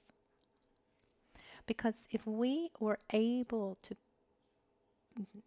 if we were able to be, let's say, in the same wave of understanding of Geshe Rinpoche, then we wouldn't need a commentary. But because this is a different time and place, and we have a different basis of understanding, we need to be guided so that we can get as close as possible to what Geshe Rinpoche meant. And that's where the importance of receiving a commentary through an uninterrupted lineage comes into play, because he explained his view and his experience that came from Buddha to his disciples, and then his disciples did the same all the way to me, and I'm going to do the same now for you, with you. What happens is, the verses are incredibly important, but we need to read them remembering that they were taught in a different time and place. You know, this is the 12th century Tibet. So now what we should do in these next days, one thing is to look at this text, and I'll try to share with you what my understanding is of this text, and I'll try to share that to the best of my ability. We can see how we can apply this to our daily lives, like guidelines. Because,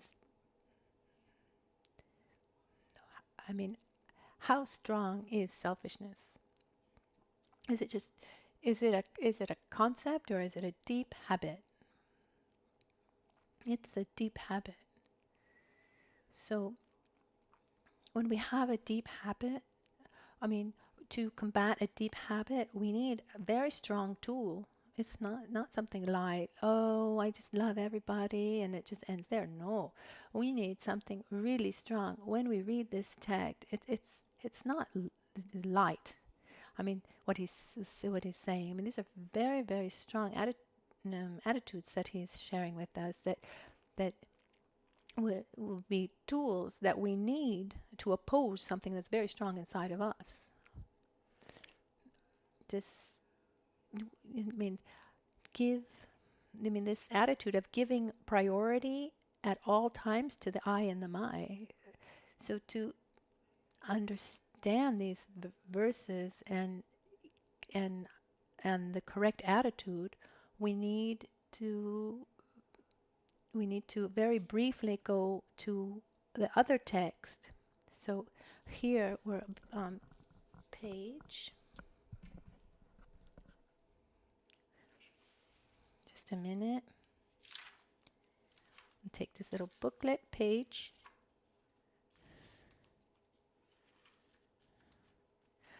41 of 7-point mind training, where it says, so we remember that the previous verse said, page 39, it says, so as it's the first part of mind training in this text, it says, first train in the preliminaries, is first point, explain the preliminaries. First train in the preliminaries. The preliminaries are the states of consciousness that need to be developed before beginning the mind training. And we'll just touch on them briefly, and then when we study the 7-point mind training, we will go into it more deeply. But to be able to develop an altruistic state, we need to develop certain minds, otherwise it's just a mental game. So first of all, we need to train. We need to train in love towards ourselves. This is the preliminaries. Once we have that, the next step is sorry, this is wrong.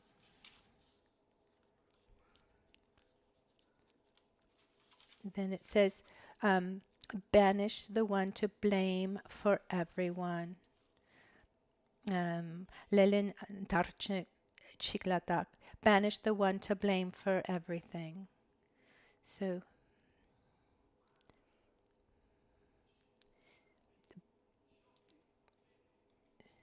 banish the one to blame for everything, or hit the one, to be careful of the one to blame for everyone, for everything.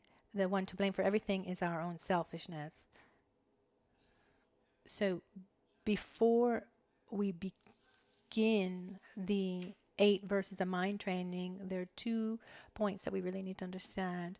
One, how do I love myself better? There are some fundamental points of preparation that we'll look at, and then we'll get to the conclusion that egotistically speaking, it's better to be altruistic, and understand that the cause of my suffering comes from my selfishness. If we don't go first through these preliminaries, we don't have this preparation first, we can read the 8 verses of mind training hundreds of times, and in the end probably we'll have even just a wrong understanding, because we'll have this feeling of sacrifice that has nothing to do with sacrifice, and of abandoning oneself.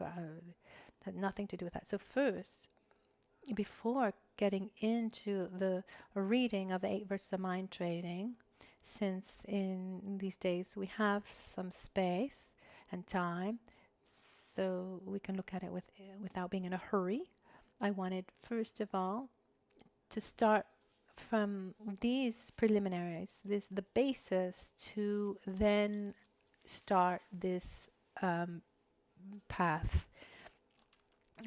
One part we've already looked at, this fact that suffering and happiness is not the fruit of an external condition, but of an internal one. And a fundamental point, a starting point, is understanding that, is seeing that all permeating suffering, we should see all permeating suffering as suffering. And Buddha explains 3 different types of suffering. The suffering is everything that we want to avoid and eliminate. We have the suffering of suffering, which is all these feelings of suffering. So pain, physical pain, hunger, thirst, feelings even of mental suffering. When it's what you feel when you're sad, or when you feel resentment or fear. This is physical suffering, physical and mental suffering, without getting into too many details. Then we have, that's called suffering of suffering. Then there's the suffering of change. The suffering of change refers to states, mental states of being, inner states of being, where momentarily we experience a feeling of pleasure, but when that condition are maintained and prolonged, that state of pleasure transforms into suffering. And these are moments of pleasure that we feel, for example, through sensory pleasures. The example I often give is, I'm thirsty, I drink water, and I feel pleasure. But if I keep on drinking water at a certain point, the more water I drink, Do I feel, is it that the more water I drink, the more pleasure I feel? Or does it stay the same independently of how much water I drink? No. The more water I drink, gradually the pleasure diminishes until it becomes suffering. And this is for every pleasure of the body. It's for everything material. I'm sure that if in this moment I came to each one of you and I distributed a gift to everyone who arrived. I'm so happy that you're here to listen to teachings of Lojong. It's marvelous. So to thank you for this moment, here's a little Christmas gift for each one of you. I'm sure everybody be happy, you know, without asking for anything in return. I'll give you 500 or even less. I don't know. If we received that, what would we feel? If pleasure, suffering, we'd feel pleasure.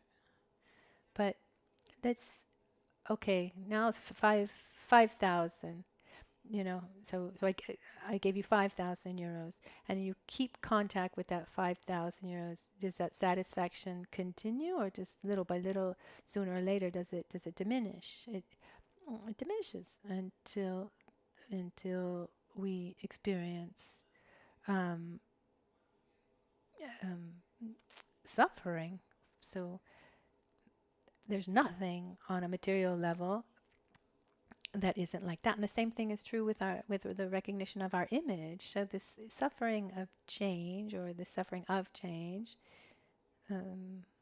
makes reference to situations and mental situations that show up as they appear initially as pleasure, but in maintaining contact with them, transform into pain. And it's not that there's anything wrong with any of these things that should be avoided, but they just simply can't sustain the happiness. Don't know if that's clear, this point. So it's like it's a trick of happiness. It's a trap. It can't sustain a state of satisfaction, balance, and happiness in general. This coming into contact with the object. The third type of suffering, which is fundamental, and it's the starting point, is the all-permeating suffering. The all-permeating suffering refers to the fact that there's nowhere to go, no exit. Wherever I go, I'm bringing myself with me.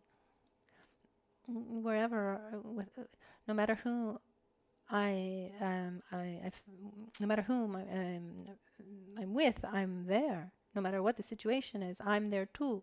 And together with me, I bring all my filters, the ones we talked about before.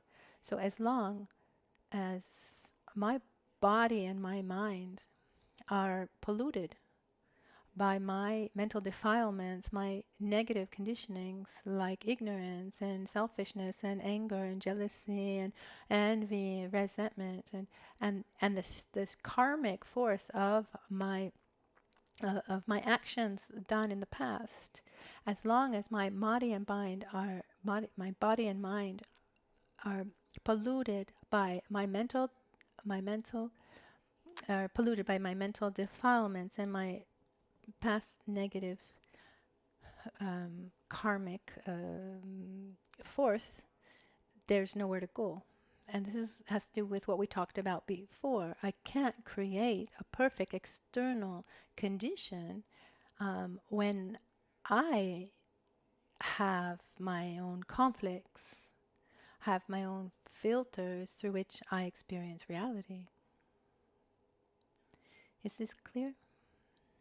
Someone would say, "Oh, then we should take away all the filters." No, we need to add the ones that help us experience life in a positive way. The anger we replace by love. We need to exchange and replace these filters. When we're able to see the all-permeating suffering, this body and mind polluted by our mental defilements and our karma, we can see it as, once we can see it as suffering, then we're making leaps. We're making huge.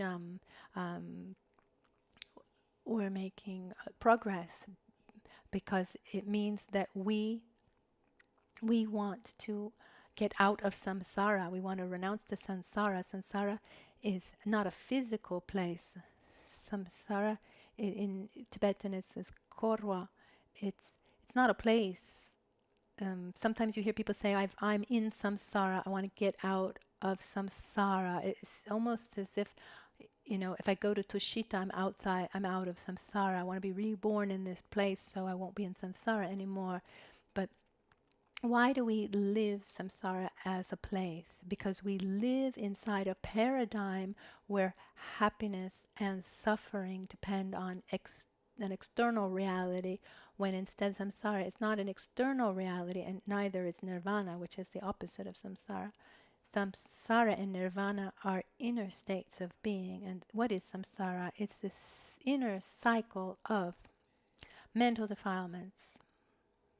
So, ignorance, selfishness, anger, aversion, hate, resentment, attachment, dissatisfaction, desire, unlimited desire, jealousy, envy, anxiety, fear, etc., miserliness, etc. With these emotions, negative emotions, what do? Do we just are we still, or do we react? How do we react? We react with physically, or verbally, or mentally, with thoughts. So with these mental defilements, we act, and our karma literally means action. What happens with an action? Does it end there, or does it interact? It interacts and it brings results. So every action creates a kind of inertia, a kind of energy that sooner or later is going to come into contact with a condition and then which will manifest its fruit as a result. And we experience the result with a feeling of suffering of suffering, or suffering of change, but mostly as a suffering. How do we react in the face of suffering or suffering of change? We react with other mental defilements. I drink water, I like it. The attitude I have towards the water is attachment and aversion to anyone who keeps me from drinking my water. Or I have a feeling of suffering, a feeling of aversion or whatever. So in front of the suffering, be it suffering or suffering of change that manifests as something pleasurable, we react with other mental defilements. And with those mental defilements, we act. And those actions bring results. Those results then, based on those results, we react. And this infinite cycle is called samsara. Infinite is not the right word. This constant cycle in which we live, it can end. This is called samsara. And one very important point along our path, which is part of the preliminaries and fundamental to be able to read and understand and practice the 8 verses with the correct perspective, is to see this cycle of mental defilements and actions and results, and get to the point where one says, I can't do this anymore. I can't handle being in this constant cycle. I want to be at peace. I really want to be at peace with myself and with others, independently of where I am or with whom I am, or in the situation in which I find myself. I want to reach this so-called nirvana. It's the opposite of samsara. It's a state where one one exists and interacts with others with a constant state of harmony and peace, where one acts, but not through mental defilement. So one creates virtuous causes that bring positive results, and then one continuously acts virtuously. So a negative interdependence. So one inverts this process of negative interdependence with the negative results to positive interdependence with positive results. So I want to go beyond suffering. I want to live in a deep state of peace. So this first passage the first step to develop this feeling, say, okay, my body like this, my family like this, my boyfriend, my husband, my children, okay. But beyond all of this, is there something else? That, I mean, as long as I'm in this cycle, there's no exit, there's no way out. And if I don't use it, the opportunity that I have in this moment, I don't know when I will be able to, because I don't know if you can really see samsara and say that it's horrible, it's disgusting. I just don't want it anymore. Let's remember, it's not a place. It's a dynamics. It's a mechanism. It's the way we live reality, and we live it in an involuntary way. It's not, oh, okay, I don't want it anymore, I'm just going to stop it. No, these are deep feelings where we react. I mean, how does samsara manifest itself in our lives? With different physical, psychophysical realities, different rebirths and places, that we constantly live in. With this psychophysical reality that we live, then we come into contact with objects, and then coming into contact with various objects, we develop attraction or aversion. So this first step is to say, okay, everything's fine, but it's just not enough. Okay, work is fine, my family is fine, my body is fine. And I need to take care also. Each one needs to take care of his physical state of being, his family, his job. I've never meant to say, and I don't mean to say, and I hope that it's never understood that I'm saying that you should abandon your family, your work, or your responsibilities. No, your family, your body, your job. And these are important. As even in your body, it should be you should take care of as much as possible. I mean, as best you can. But there's something much more important: the fact that today we're here and one day we'll die, and what continues from one life to the next it's not your family, it's not your job, and it's not your body. It's not your image. It's the deep habits that we cultivate. And I don't want to be conditioned anymore by my selfishness, by my anger, by my jealousy, by my attachment, by my fear, by my anxiety, etc.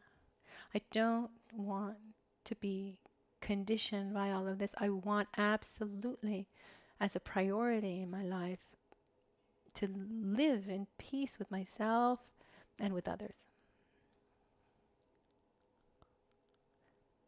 And this is a very important starting point. Are we here?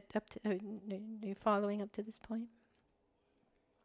I want to live in peace with myself.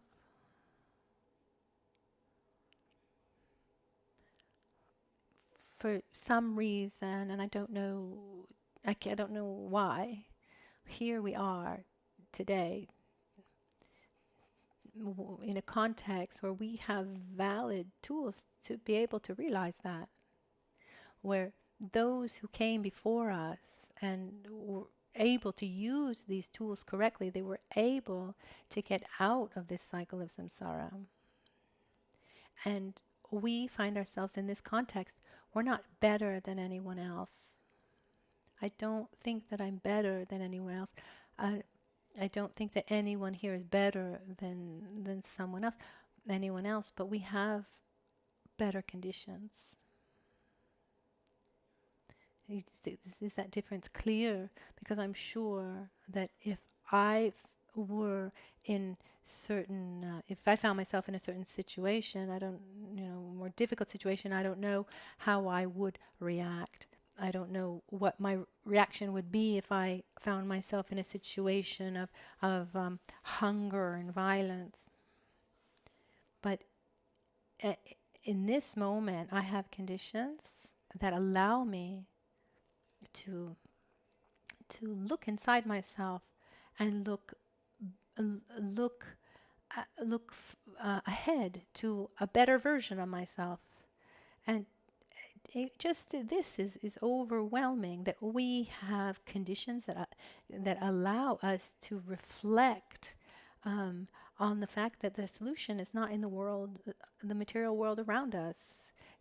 Of all the people we know, how many have had the opportunity to reflect on this? I mean, we don't really know because we don't know, we can't read the minds of others, but from our own perception, does it feel like a lot of people, a few? Is it the majority? Is it the minority? Unfortunately, it's a minority. And this doesn't make us better than anyone else, but it gives us the possibility of coming into contact with something that really can help us change our way of being, our conditionings, to reach states of greater peace and eliminate the causes of our suffering. It's a one-time opportunity. Buddha explained that the opportunity that we find ourselves now, having a life where we have this a conceptual ability to be able to understand, where one is one's own senses also allow us to come into contact and understand, where one has the minimum necessary, so one isn't a slave to surviving, where one doesn't live in a context of total fear like in places of war, and one also has one to guide him correctly along a real path of personal development, towards the development of one's own qualities, which doesn't necessarily have to be the Buddhist path, but recognizing, doing all of having all these conditions, and then also having the desire to walk this path and to practice. So Buddha says the probability of having all of this is similar to a probability of a turtle who lives in the depths of the ocean. This turtle is blind and deaf and comes up for air once every 100 years, and and imagine that above the ocean there's just a golden buoy that just floats in the ocean, the open ocean. What's the probability that that turtle would come up through the center, the yoke of that buoy? That's the probability of us having all these conditions. I mean, and just think about this planet. I mean, let's put aside the idea of if there'll be future lives or not, but just think about just all the sentient beings on the planet. I mean, we're mammals, how many, animals and insects and beings, how many have the conceptual ability to be able to understand, who are able to have all these conditions, to not have to worry about their own survival or their own safety, that have the desire to practice and have someone to guide them, etc. It's this the minority of the minority of the minority of the minority, isn't it? I mean, just think even of human beings. I mean, we see that among human beings, what happens if one puts his hand in the hinge of a door and the door closes? I mean, it really, really hurts. It's happened to me, very, very quickly, and and without a lot of pressure, but it's really painful. Then even the nail turns black and falls off. But just imagine someone is born and lives his life with the hand inside the hinge of a door. And when we're in that moment of strong dolor, strong pain, are we able to, do we have the mental space to think about the all-pervasive suffering and other beings and love and compassion? No, what's our own priority in that moment is to get our hands out of the door. And if there's someone pushing that door closed, and if I'm able with my other hand to get to that person, or I'll do everything I can to get that person away from closing the door. It's said that among the 7 billion people, 2.5 of them, following the same metaphor, they're born with their hands stuck in the door. They live in hunger. They're born. They're born. They live and they die hungry.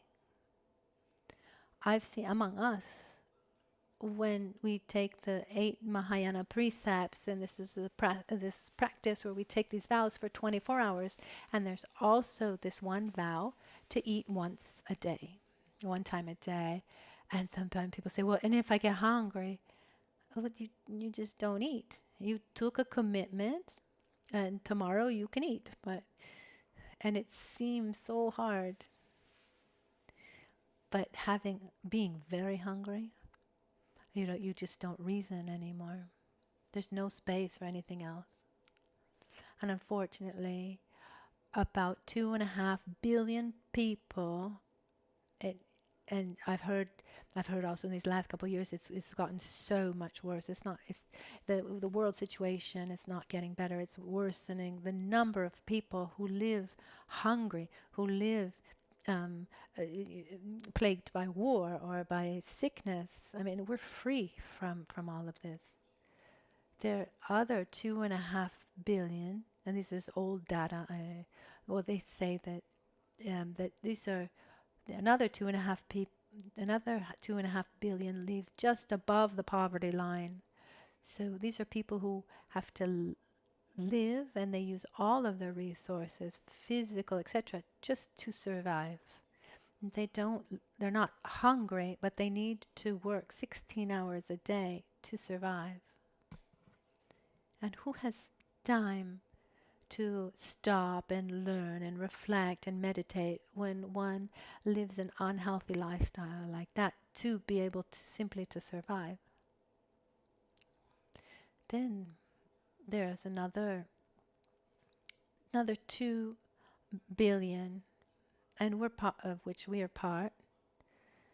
We're part of very privileged. Very privileged part of society where materially we're not missing anything. There's actually just a crisis of the superfluous. But how many among these 2 billion are slaves of money, slaves of wealth, slave of image, where one lives to consume and to obtain pleasures? slaves of pleasures. I mean, there are people like this, aren't there? Even once, I was in the monastery in India, and a boy came up to me, and he said to me, and he looked at me and said, Lama, I just don't understand you. Now, why are you here? You're handsome, you're intelligent, and you're rich. Why are you here? I said, oh, if you haven't understood, I'm not the one to explain it to you. What I mean to say is that there's so many people who live for power, for wealth, for pleasures. This is the priority of life. And so it's said that one can be blinded.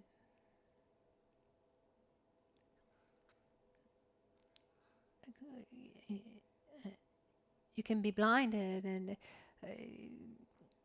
you can have some kind of interference of interference of being able to follow because you either have too much pain or too much pleasure, no? And then you're completely trapped without the ability to see beyond. And of these 2 billion, there are many. Once there was, is bread and circus, like popcorn and baseball, and now we have pizza and Netflix. So, we say how many work so they can buy a car, and they need the car so they can go to work. I mean, our lifestyle. Lama Ganchen said that Western people's lifestyle.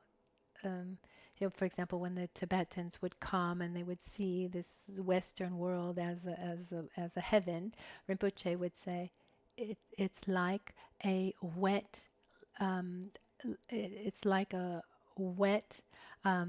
leather hat.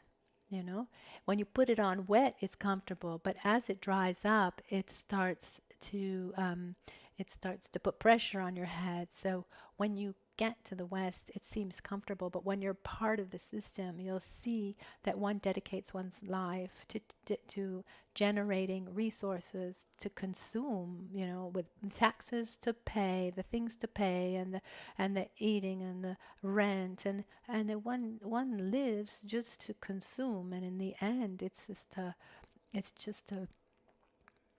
and then I've seen many people from the East, who've come to the West, and after a time say no. Of course, it depends on how each one lives the experience. Which better. But there are many people who are trapped in this reality. They produce to be able to consume. There's many. And then there are those who choose to follow a religion, but how many use the religion? They follow the religion for mundane reasons, and so they continue in believing that the reality depends on something external, and how many are those who actually try to transform themselves, transform the way that they interact with reality. Is it the minority or the majority? Unfortunately, it's really the minority in any religion. And I don't know why, but we are part of this minority of those who try to transform themselves. We need to really rejoice. Let me repeat, we are not superior to anyone. We have a special opportunity, and we don't know how long it's going to last, because we're going to die. So one of the first awarenesses after developing the awareness of wanting to get out of samsara, there's the awareness that this life is very precious. It's the preciousness of this life, and the conditions that we have today are not easy to find. And we don't know how long we're going to be able to keep them. And people say, well, if I have a long life, I see many people around me, once they start getting older, also the mind starts to go a little bit, trying to find an elderly person who's very healthy, even mentally, is very difficult. You know, luckily I have I have a grandfather who's 97 and he's very healthy. My grandmother instead not. So we don't know what kind of conditions we're going to have tomorrow. I remember a friend of ours from the Sangha in Brazil, Eli. She's wonderful. And in one of the most beautiful moments of her life, she was quite young. She had a stroke, and she lost most part of the cognitive abilities. Now we have these marvelous conditions, and we don't know how long they're going to last. So we don't have time to lose. We can't let our life just go on with filled up with criticisms and complaints and trying to just satisfying our desires. This life is very precious. Wow, I have this opportunity. I don't know how long it's going to last. I need to do the best I can to use every moment in the best way.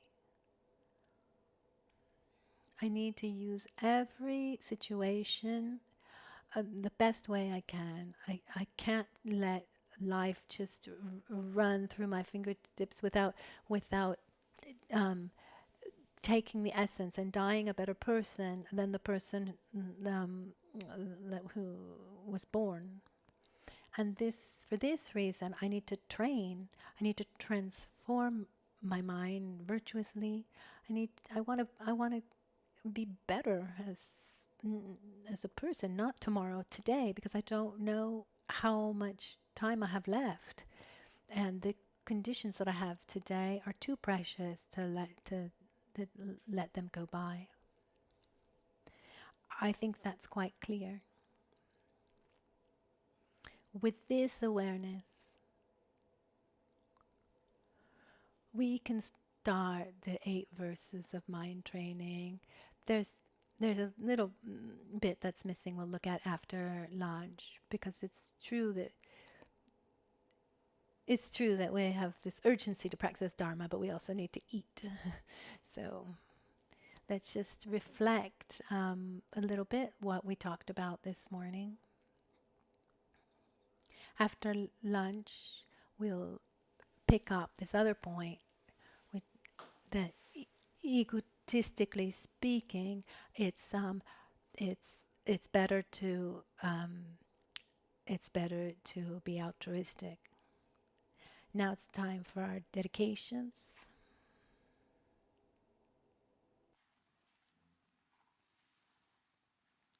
Jetsun lame kutse rapten chin nam karatin le chokchur gepadang losan tempe drume sasumgi drove munsel taktu ne gyur chi kewa kuntu yanda lamadang drame cheki pela longche ching sadan lamge yente rapzone Dorje change kopang nyur tobe sho nimo dele tsendele nime kuyan delek shin nintsen takto delek pe koncho sumke chingelo koncho sumke ngodrubotsol koncho sumke trashishu.